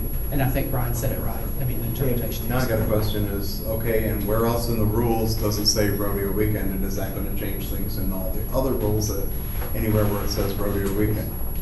Well, if it does, then that's what we're gonna do, is define that. Yeah. But to his earlier point, you're not changing the rules, that'll happen at convention. We're just interpreting right now what is defined as. And just so we're clear, I've already paid my fees, so appropriately. So do we This have a has nothing to motion? do with that. Do we have a motion about the interpretation? Oh, sorry, Jack? I make a motion that we interpret the weekend as Friday night, Saturday night, Sunday night. You're gonna do night in there, or you just gonna do the Friday, Saturday, Sunday? Friday, Saturday, well, because it says to Sunday night, so 3 nights. So it'd be Friday night, Through Friday, Sunday. Saturday, Sunday night included, so 3 nights. But then you're forcing the association to pay for those 3 stalls. And think again, rodeo weekend is in other areas defining things that are going on. So if you do rodeo weekend to encompass Friday, Saturday, and Sunday, that should cover all the events and the times that they're coming in. Right, but not leading. I mean, how many people, not for everybody, many people stay Sunday night. Gene? Well, I just want to come back to what I said, though, what I said earlier is, if the association is allowing you to come on the property, to me, that's the start and the end as far as when you're required to be off of the property of their rodeo weekend. I mean, I don't think you have to limit this to Friday, Saturday, Sunday. If they tell you, and it seems to me like I went to a rodeo somewhere a long time ago where we weren't even able to stay over Sunday night, that we had to depart Sunday somewhere. And so I don't think that that you have to limit it to specific days. It would be, to me, when you're allowed on and when you have to get off.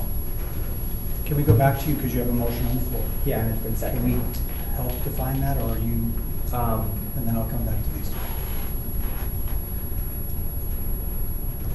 two. So are you suggesting that we just say 3 days? I'm trying to understand I'm just trying to get us to a motion here. Let me withdraw the motion. Okay. Maybe somebody can reword it better. And I have Steve and then Brian. As a horse contestant, I mean, it's, and putting on the rodeo home frame, we have to get pins set up, and usually the pins are set up on Thursday. So we usually come in, if we're traveling over 13 hours to get there, we usually come in and try to get there a day early. But I like the way they stated it on here. It didn't have to, I don't think they have to define rodeo weekend. They actually put it on there, say, these are the days that it's gonna be, you can be paying.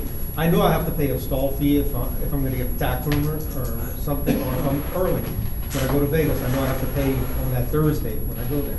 So I know that already, especially with horses. We know if we're going early, we're gonna have to find either a place to put them or that, so we can get. And I like the way they did it over here as far as specifying the dates that you can have the thing. I don't really, I don't feel that we have to spell out rodeo weekend.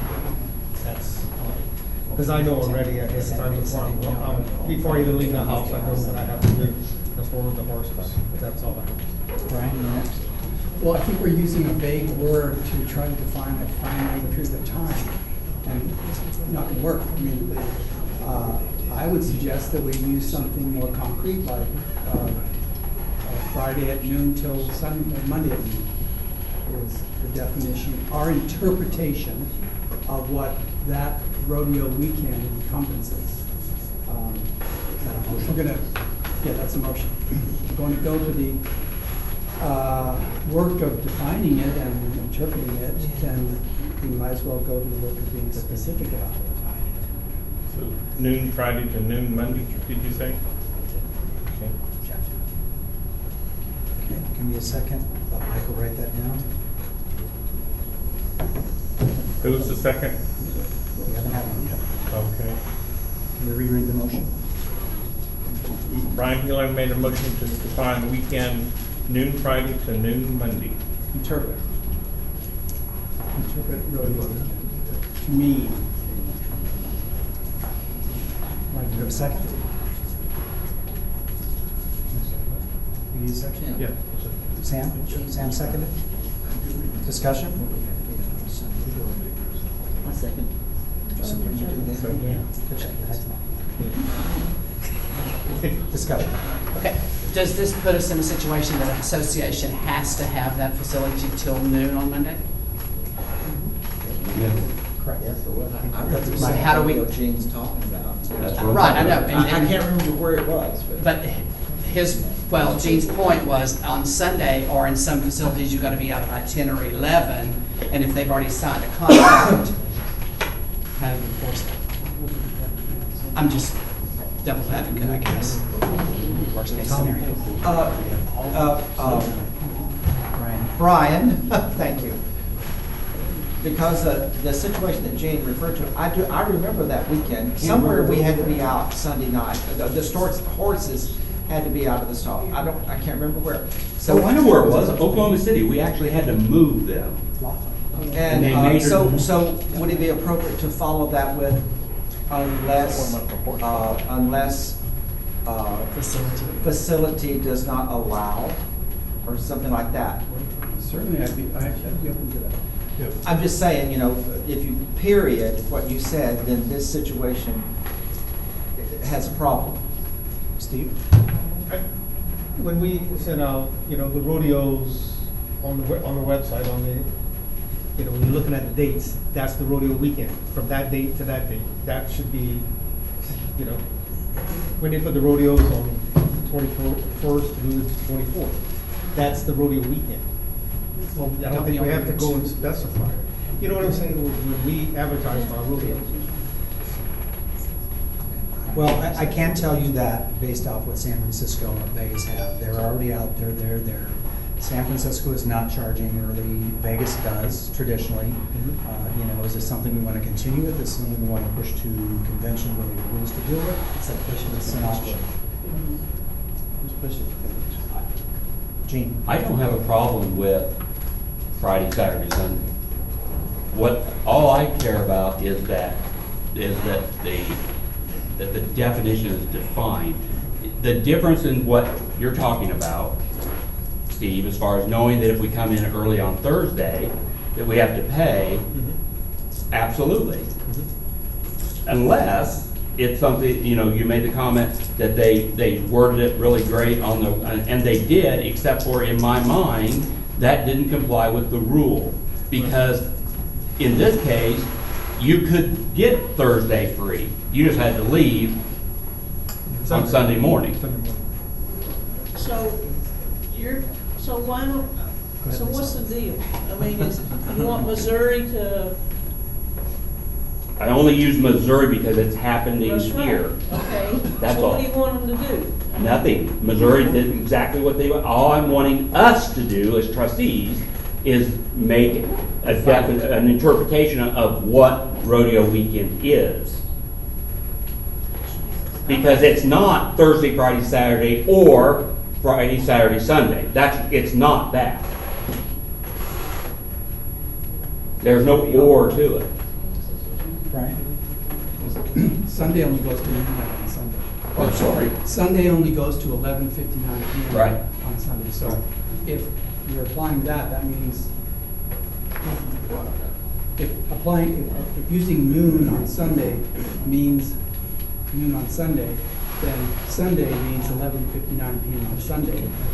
Does that mean then that people need to remove their horses by 11:59 p.m. on Sunday? I agree with you, just like I agreed before, and I'll back up to my statement was, the point that they're allowed on the property to the point that they're required to be off the property is the rodeo weekend. There isn't a definition. You're either gonna let us come on Thursdays, or Fridays, or Wednesdays, or Tuesdays, it doesn't matter. And you can stay until Monday morning. It doesn't, or you have to leave Sunday night. It doesn't matter. Who was first? I don't even know. So should the interpretation be that they have to post what the rodeo weekend is from the host association, maybe? So if you say it's Thursday through Monday, it's Thursday through Monday, and they say you gotta pay on this and this for the law, or do you, depending on when you can get a facility? I don't know, because I think we're. Okay, let's reread the motion, Michael. Motion by Brian to interpret the meaning of weekend to be noon on Friday to noon on Monday. Rodeo weekend.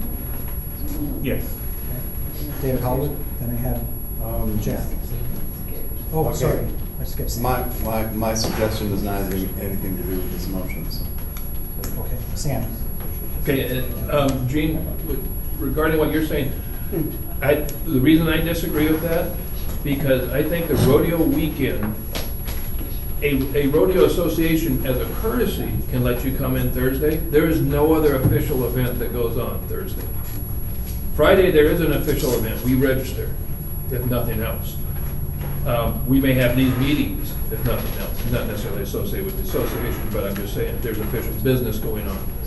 There's official business going on Saturday and Sunday. Thursday, I think that's a courtesy that an association offers you, and I don't see that as an official day to the rodeo. Ryan?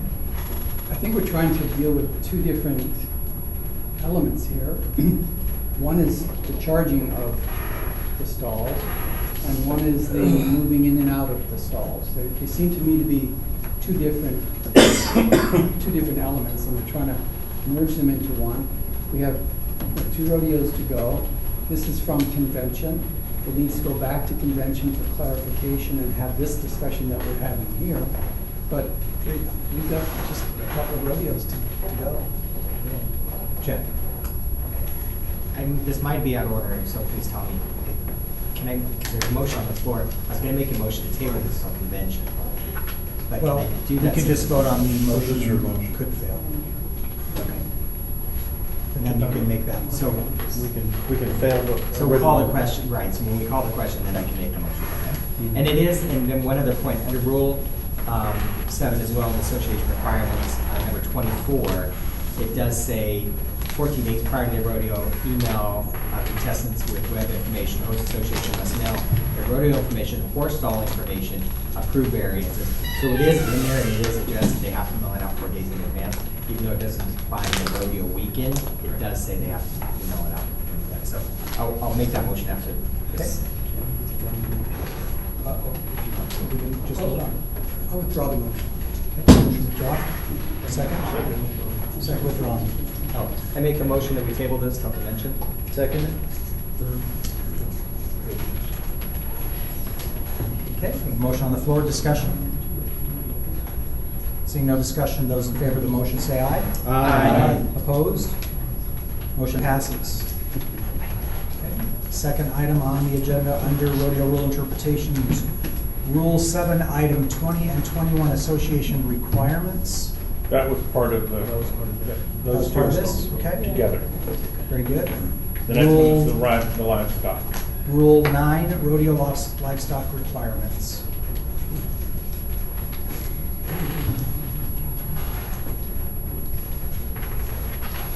Anybody know what page that's on by chance?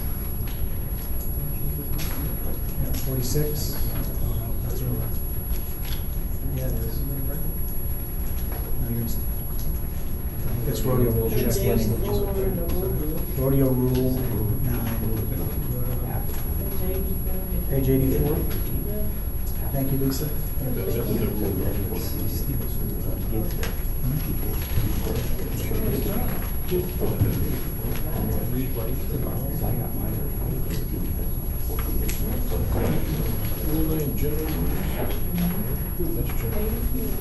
Frank, can you find that?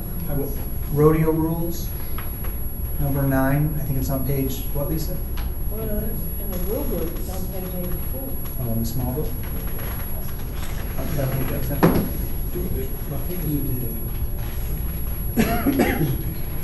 Rodeo rules, you say 9, right? Yeah, rodeo rule 9, Okay, where rule 9, it shows general rules, it says rodeo livestock requirements. Page 84. Page 84. Do we have the wrong rule? I believe, well, no, hers is correct. I'm sorry, who asked for this Saying here interpretation? in IV, you should get I know, I just said that's rule 4. Rule IX 9, rodeo livestock.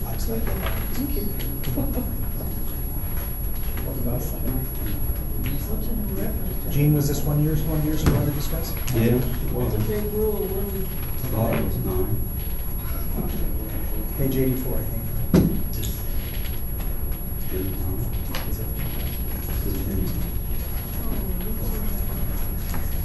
Item K on page 87. Item K, this simplifies 87 million.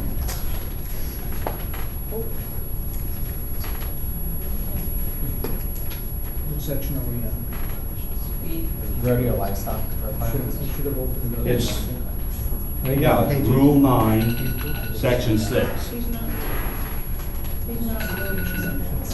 Let's do. I don't think that matches the pages. It doesn't. On here doesn't match. It's not going to. That's the big Rule book 9, in the- Section 6. In the little book. Keep going down. That's section 9. That's section I get to go through. Right there, livestock requirements. Item K. That's what it is. Item K. Keep going. A little bit down. A little bit down. Keep going, Frank. Keep going, Frank. There you go. Keep going. Whoa. There, right there.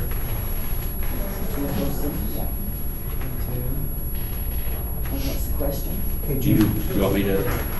Okay, so I asked for this because of at the post-rodeo review meeting in Santa Fe, there was conversation about mostly the phrase per intended use of this rule, what that meant, and the discussion surrounded whether it meant how many people actually use them, was rerides, did we have any rerides, did we have any scratches, and so forth.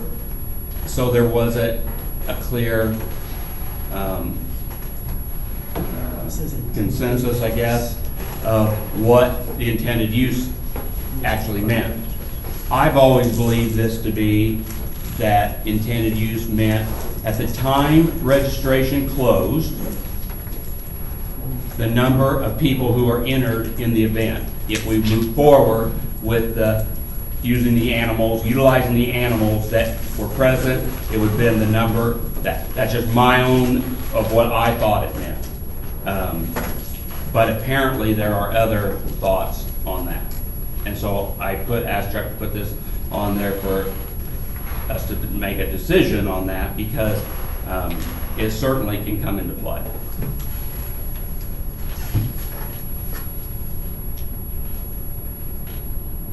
Is there a motion? Right? Well, I was at convention when this was implemented, and I remember this discussion, and the discussion was about each individual contestant's use of that animal. That was the intent of this rule. David? In Vegas a few years ago, they had the wrong size animals.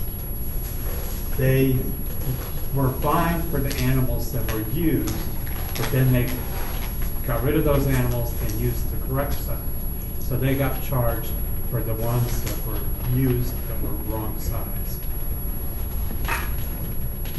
But if you go by what you're saying, if you had 10 people in the event at the end of registration, and they only used 4 animals that were wrong, they're gonna be charged for all those that, all 10, when they switched over to say. No, there was only 4 animals that were wrong, and maybe I didn't say it clearly. Right.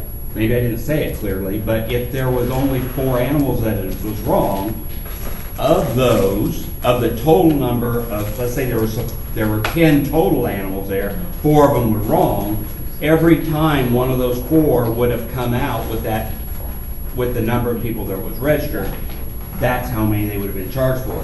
But in Vegas, I can tell you though, that's not what happened either, because I was there too. They got charged they didn't get charged for everything. Jack? That was done by the trustees present, and I was the one who. That, I think it's, what I'm hearing is it's the same, everybody's on the same page. The host association, we find $100 per intended use, so per go by Friday night, for the utilization of stock not meeting the requirements. So if 4 of the 10 don't meet, you're only gonna be charged $400. It's those 4 animals, because it's only for the utilization of the stock. And if they pulled those animals before, and they have the 6, and they reran the 6 twice, and they didn't utilize any of that stock, then there wouldn't be a fine. So it's it's very important to read the word. For intended use of the utilization, is the important word here, of stock not meeting the requirements. Jeff? That's a really good point. Just in looking at the way we've interpreted this, I want to remind everybody that you're talking about per animal, potentially, per event, potentially, per go, potentially. And we don't have records that can very easily prove any of that. So when you start talking about the estimation of how many times an animal could have been used before it was switched out, we're not quite that efficient in the way we track things. And this is going to be splitting hairs in an interpretation before we can go back and ask them to clarify it so that it's better for a future year. Jack, sorry, I know I already spoke, but just to. It's okay. Nobody else asked. It is not, because animals not meeting their requirements are supposed to be specifically marked, clearly marked, and pulled for the pins. Concur. So it's not going to be difficult because we would know what those animals were pulled. Concur. Gene? Yeah, because what this was, because I was at convention when this went in too, and I can remember the conversation being around the fact that this is intended to stop bringing the wrong animals. And so, and then that other rule that Jack was talking about was when 1 or 2 or 3 get stuck in there accidentally that don't meet the requirements, they're able to be pulled out and this rule doesn't come into play. And that's part of the inspection process that's supposed to happen, prior to the rodeo starting, would be pulling those 3 or 4 accidentally getting in there. So I don't see, I'll tell you what, my concern about going into counting re-rides and counting and subtracting scratches and stuff is, this could get really big if you had 5 people entered and over 2 days, 15 re-rides because of the wrong animals. And if you're going to find them based on this rule for every time that animal is used again in a re-ride, and I think the intended use is indicating that this is what we're probably going to have to use these for, not what we might have to. Jeff? There's not a motion on the floor, correct? No, but we need to get, Okay, so I make a motion that we interpret this as $100 per registered participant at the end of Friday night, period, to not include re-rides or scratches. Yes, per go, but yeah, so it'd be 2 goes, it'd be Saturday, Sunday, but it wouldn't include what is at the end of registration on Friday, not to include re-rides or scratches. Okay, let's let Michael get that written down, because it's important. Yeah. And do we have a second yet? No, we're waiting for you to write. We're giving you time. Time's up.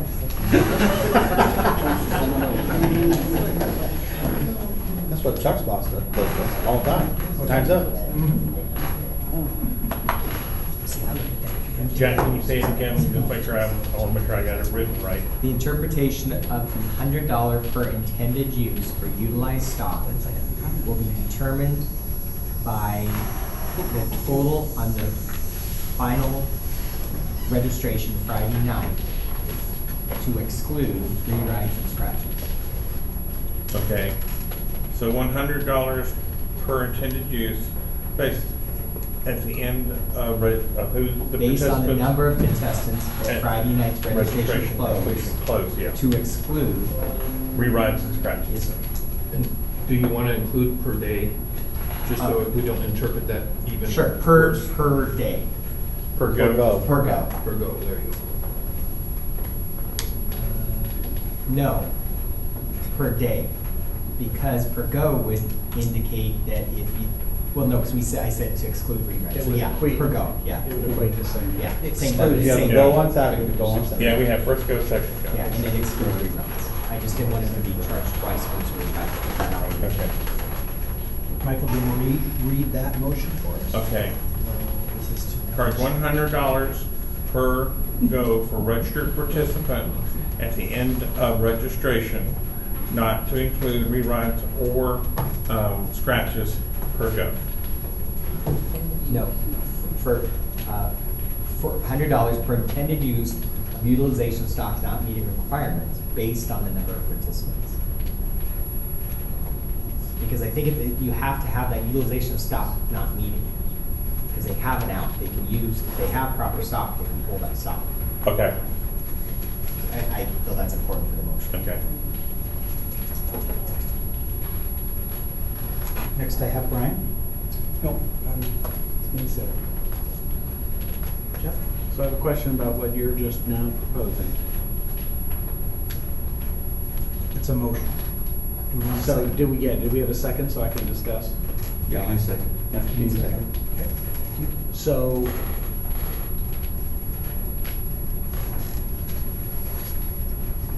if the stock is pulled, thank you.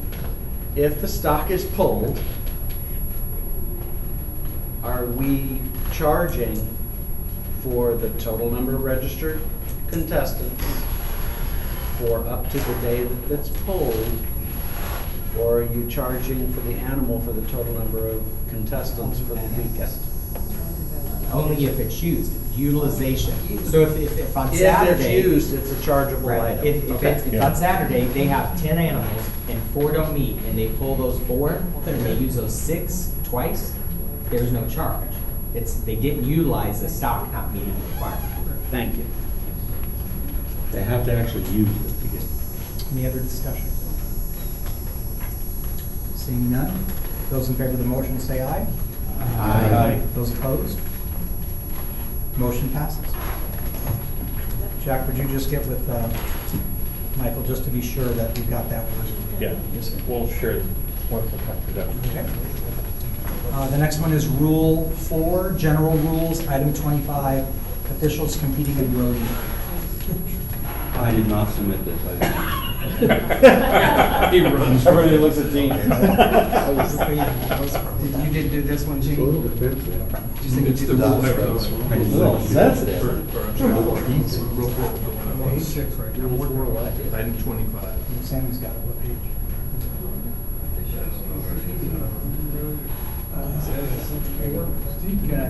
Rule IV, Rule 4, General Rules, Item 24. Item 25. 25, sorry. That one was on the memory stick. Page 36. Okay.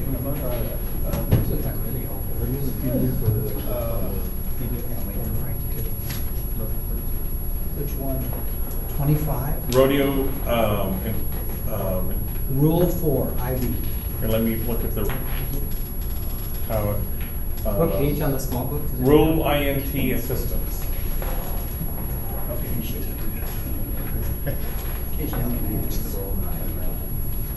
It's on page 6.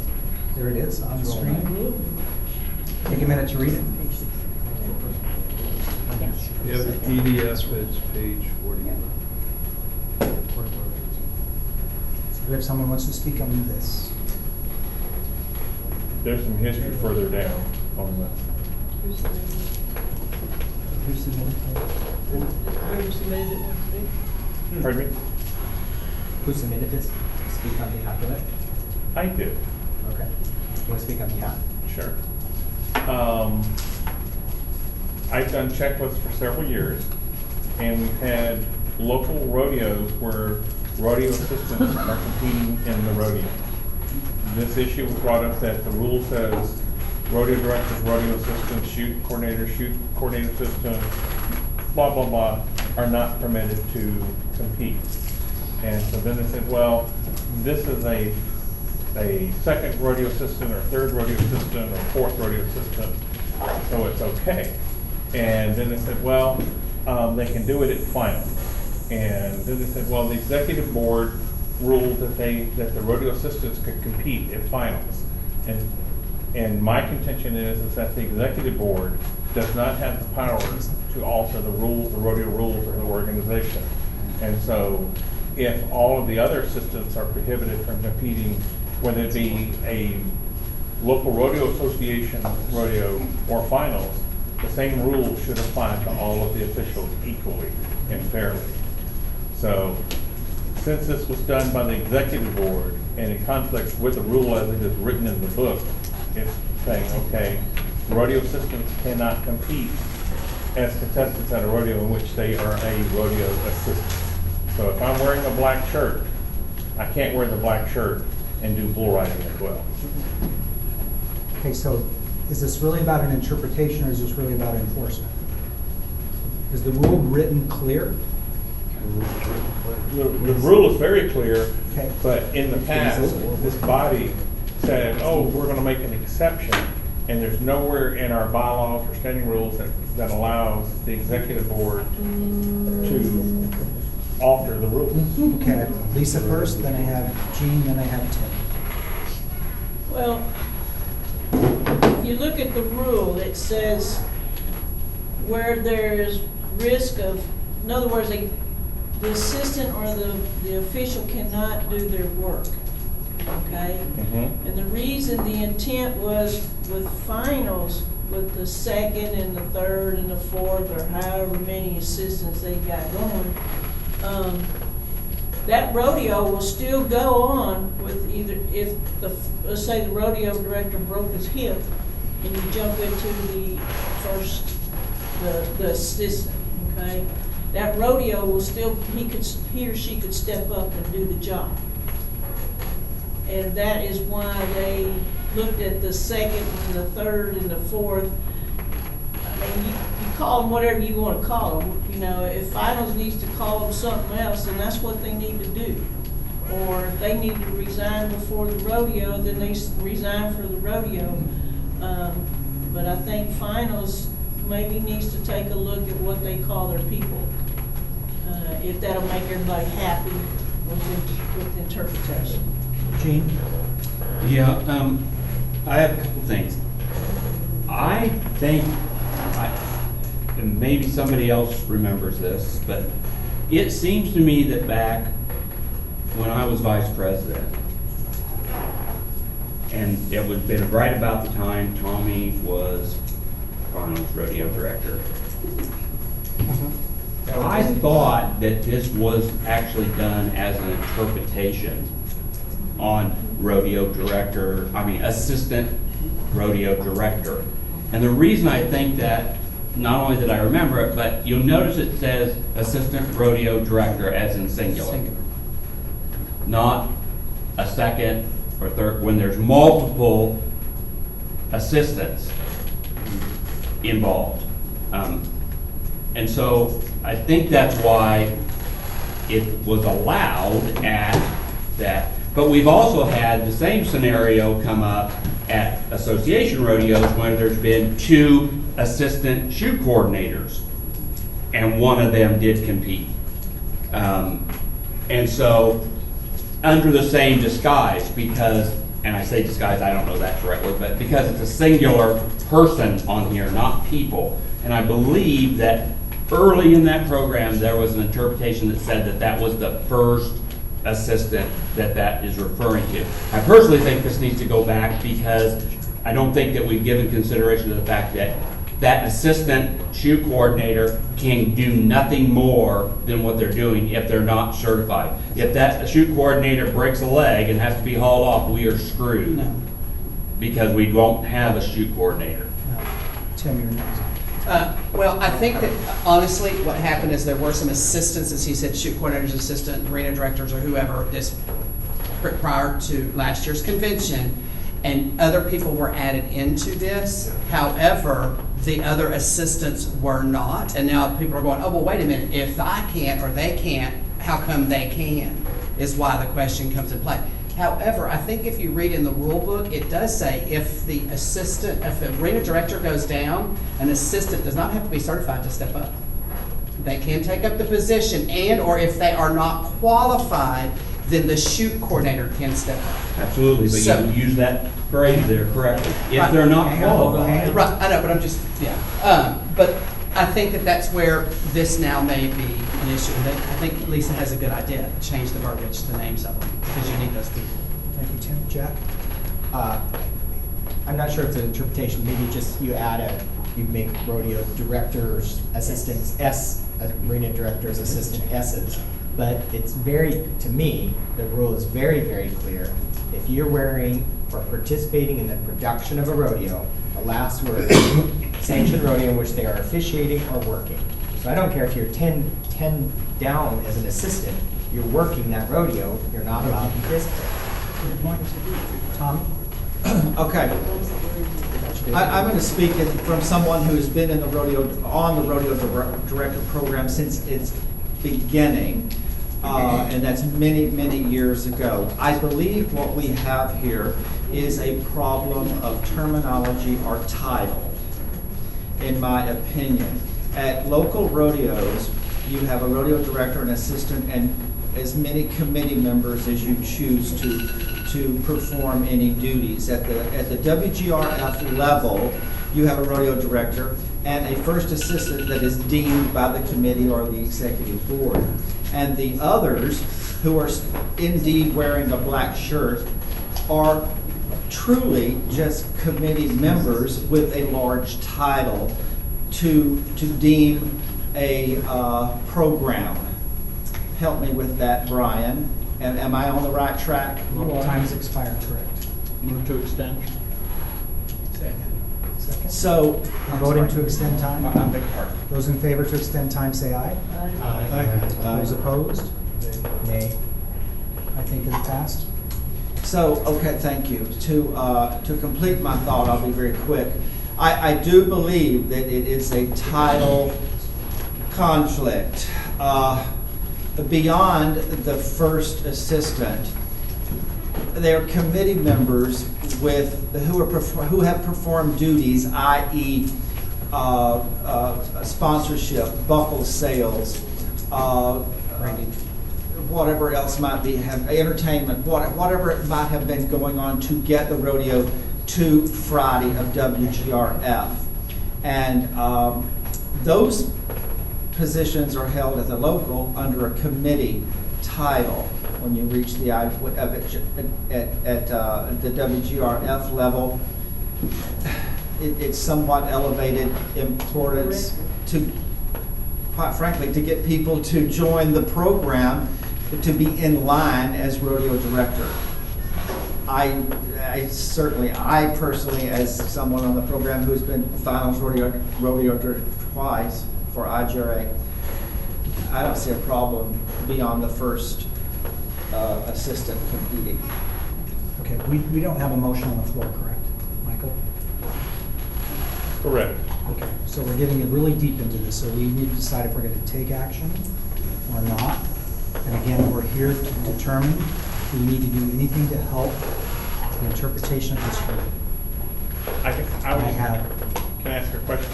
I have Jeff next, and I have David. I'll put you on one.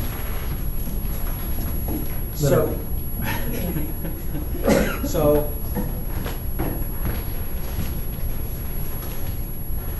the rule is clear to me. To me, it's a little bit sad that we have to put every single S and comma and period. There's two F's in Jeffrey and an REY after it if you need to put that in there so that it covers me. And for the ones that are ERY, they're not included. I have multiple staff that hold the same title.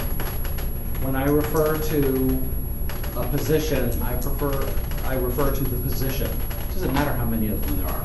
There shouldn't be a first and a second and a third. They hold the title.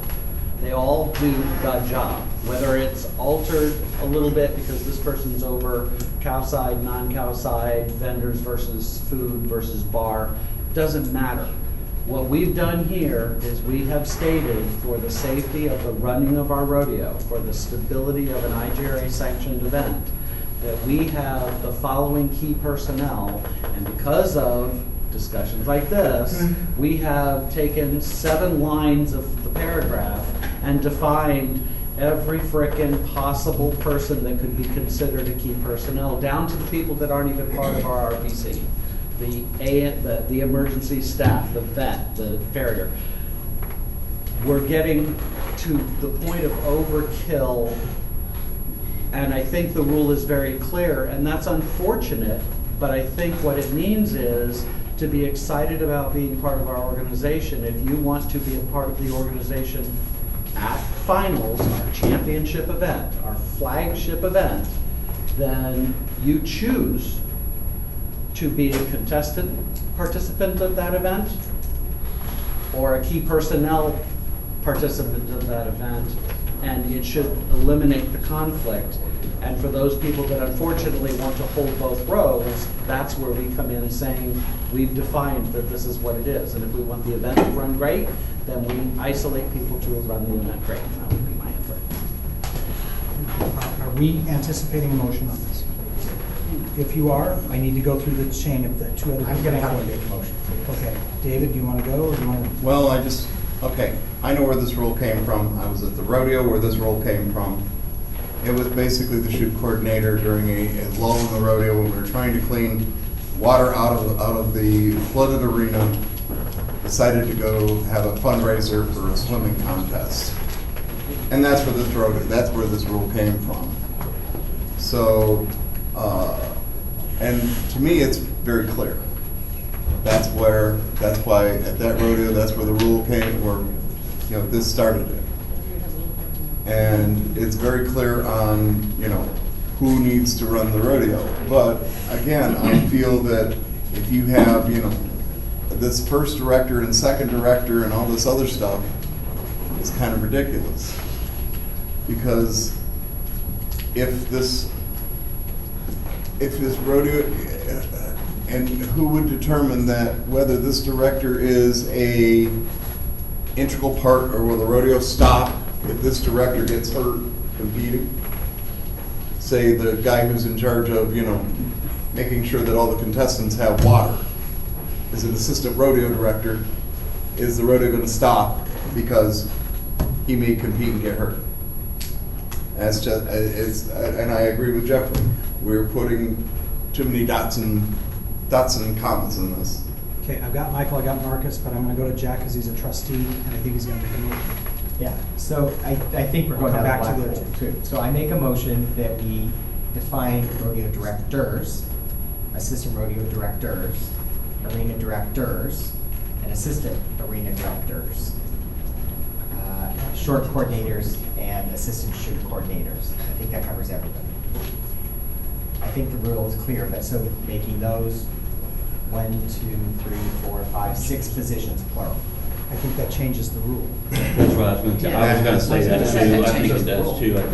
I think what you can do and not change the rule is say that that anybody with that title, because it's a singular title, anyone carrying that title cannot participate. Okay, you're right. So the essence would be the convention. So I make the motion that we interpret that as the last word, working.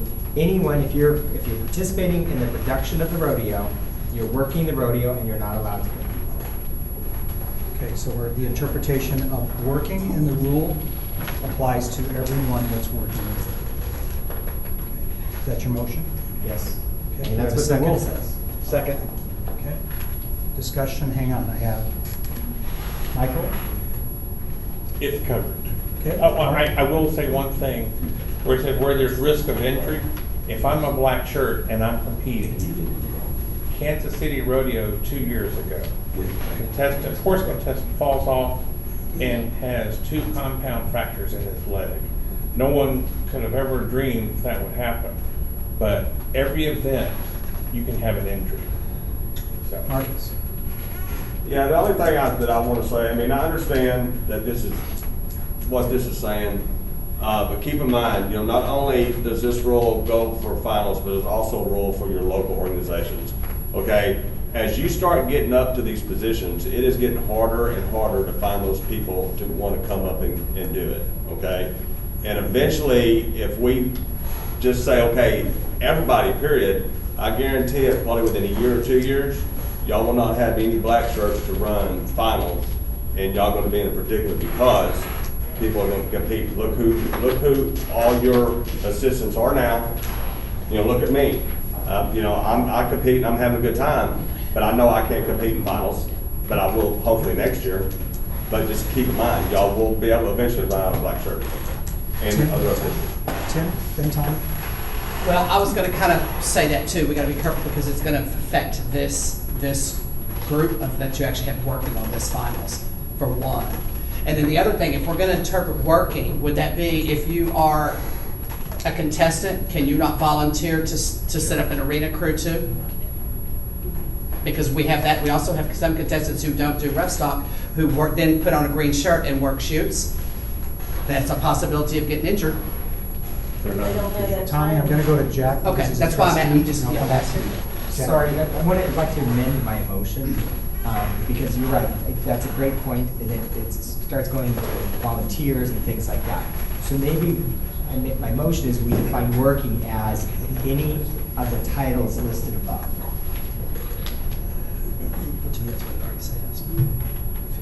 Can you say your motion? Define working as any of the titles listed above.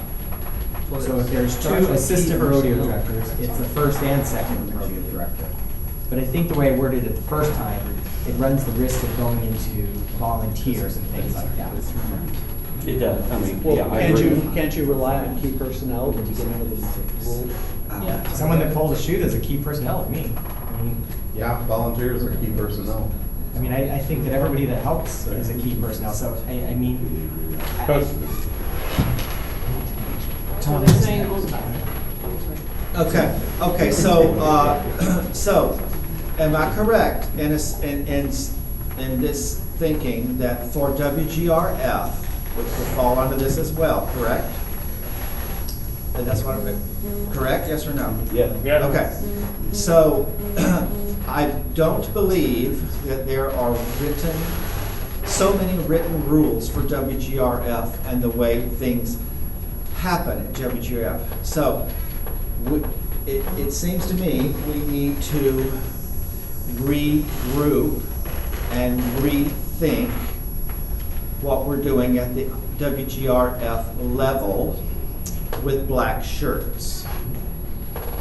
It's my thinking that this is going to stand the way it Tommy, is. and I apologize for interrupting you. There's a process where you can request a variance to any rule. Would that be a solution for this year? So we can take that into, it's probably beyond the time it should be, but WGRF is IGRA. If we need to find ourselves, we can do that. But I think maybe we can look at this year, what we need to do, get that in as a variance, let us make a decision on that, throw this back to rodeo rules, and let somebody try to come up with a solution, because you're spending an awful lot of time. That sounds reasonable to me. Yeah. I mean, I'm just saying, we probably need to. So I withdraw the motion. Okay. And I'll just say one other quick thing. And I think that, again, we made this whole rule for a particular incident. And now we're affecting this. And we tend to do that with a lot of things. We need to a situation, and then the repercussions, we don't think about how the implications. I agree. It needs to be worked on a convention. Marcus, if you'd make sure you get that variance to us. Yes, sir. We can kind of take that under advisement. Yep. Okay. Okay. Anything else on that? Okay. Next up, we have the rodeo review minutes from the Palm Springs, Keystone, Denver, North Star, and Santa Fe Rodeo. Entertain a motion. Make a motion to accept all as a package? Okay, we have a second? Second. Who's the second? Motion is to approve all. Those in favor say aye. Aye. Those opposed? Very good. Next item on there is a checklist update on fines. Looks like we had a version that was missing something from the previous year. This all went through emails back and forth since Santa Fe. It's an exhibit, that's fine. Yeah. The line was added sometime late last year to the last couple of rodeos in page 3 of the checklist. that said fines are, and you filled in a dollar figure. So this year, that line was not there.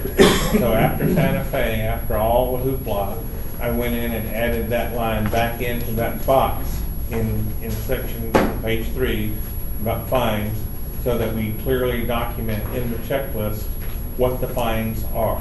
Okay, do we have a Now- motion to approve that checklist? So moved. Do we have a second? A second. Who's first? All those in favor of the updated checklist, say aye. Aye. Those opposed? Motion passes. Okay, Kansas City Rodeo assignments. We need, what's that?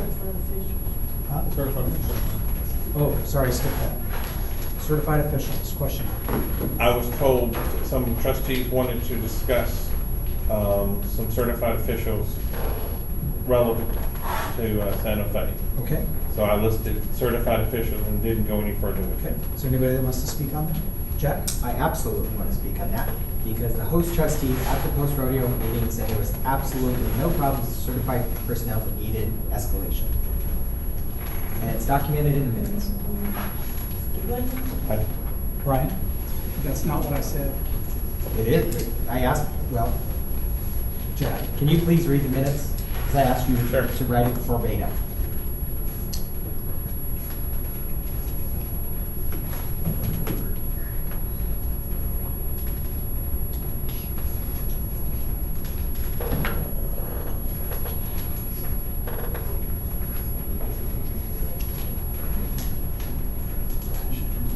Scroll down.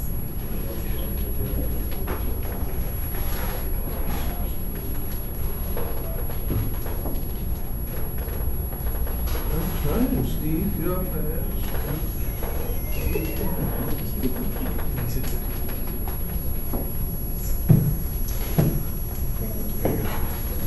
On the second page, Brian Helander, Host Association trustee, reported there were no issues with any of the certified officials at this rodeo.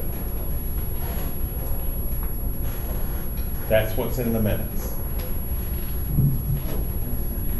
And that's when you went through your checklist of things required by the rodeo rules that you had to review. Checklist and the- That was the host association. And then host association can report on any issues with any officials.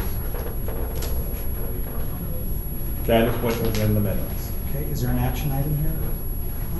Is this just discussion or? I didn't know you said you wanted to talk about officials. I just wanted to bring up that we can talk about it, but it was reported that there was no problem. Brian? That's not what I said. Sorry, so are the minutes wrong? Because we approved the minutes, so are the minutes wrong? I don't know, Jack. I'm just saying, that's not what I said. That- And I'm not gonna be abused. Okay, but that's what I heard, and that's what's in the minutes. That's not what I said. I'm not gonna be abused. Okay, I'm not gonna be bullied. I'm not bullying anybody, Jack. I didn't bring it up. Okay, That's not what I said. I'm simply addressing, somebody said they wanted to talk about it. I simply brought up the fact, the minutes reflect, there was no problems with certified officials at that meeting. That's not what I said. Okay, being that we have an impasse, let's move on. Kansas City Rodeo assignments. We need safety trustee, 2 checklist, and 2 review.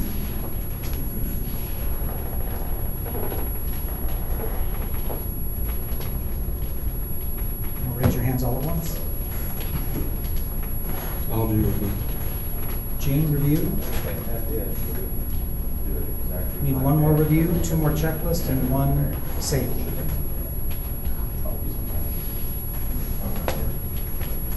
Steve is leaving tonight, tomorrow morning. Anybody else? We need to fill these roles, guys. We need people to fill the roles. Jeff is doing safety. We still need a checklist, 2 checklists and 1 review.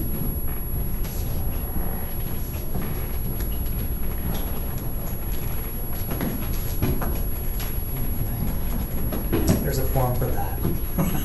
What? There's a form for that.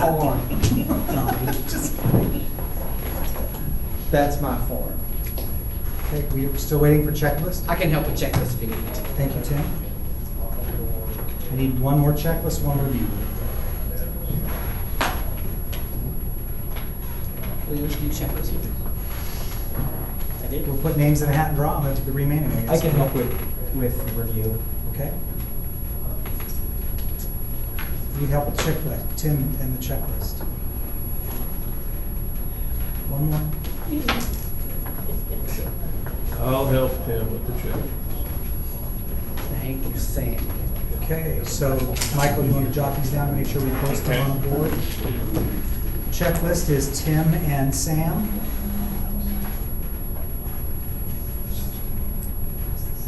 Yep. Review, Gene and Jack. Safety, Jeff, Neil. Jeff Reed. Jeff Reed. Yeah. Okay. May I ask a question? Yes, sir. Now, on your, as taking minutes at your rodeo review board meeting minutes, the list says that all of the fines above that point are automatic. So if I'm taking minutes and you check 5 no's, and then whatever rule is relevant, the fine that's defined for that infraction would be an automatic assessment. Is that correct? Am I? In the line that is now added on the checklist trustee should take the number of no's in the area that is subject to fines, because there are some that are not. Right. So they would take those and do the $50 fine. But the trick of that is if they had been fined the previous year, they could go up to a higher amount. So I'm not quite sure how David is extrapolating that. Gene? Okay. But I don't think, but some of those no's, the $50 fine doesn't apply to, because it's by rule specified a different fine. Like if the stock is wrong, it's the $100 for intended use. So that $50 fine doesn't come into play, because it's just like if it's the ambulance is checked no, it's what, 1,000 I think, or something. 1,500. So you have to take into consideration what no is checked and apply the rule that assesses the fine. If there's no special rule, then that rule that says it's a $50 per occurrence for the first year, and then I think it's like if it's the second time within 3 years, it says it's more than that. All right. Very good. But I think the total, I don't know whether it's what you were getting at, Michael, but the total should be put in that line. That's the way we were doing it last year anyway. Okay. And the 2019 Board of Trustee meeting update from earlier this week. Earlier today. Yeah. It's the meeting schedule. Just I copied over our schedule for, from the Board of Directors meeting into the Board of Trustees when our meetings are for next year. Okay. That's all that is. Okay, thank you. Okay, seeing no other business, accept the motion to adjourn. So moved. David? All in favor say aye. Aye. All opposed? Meeting is adjourned. 5-minute break and then EPRB. Trustees only. No alternates. Comments are. Okay, so.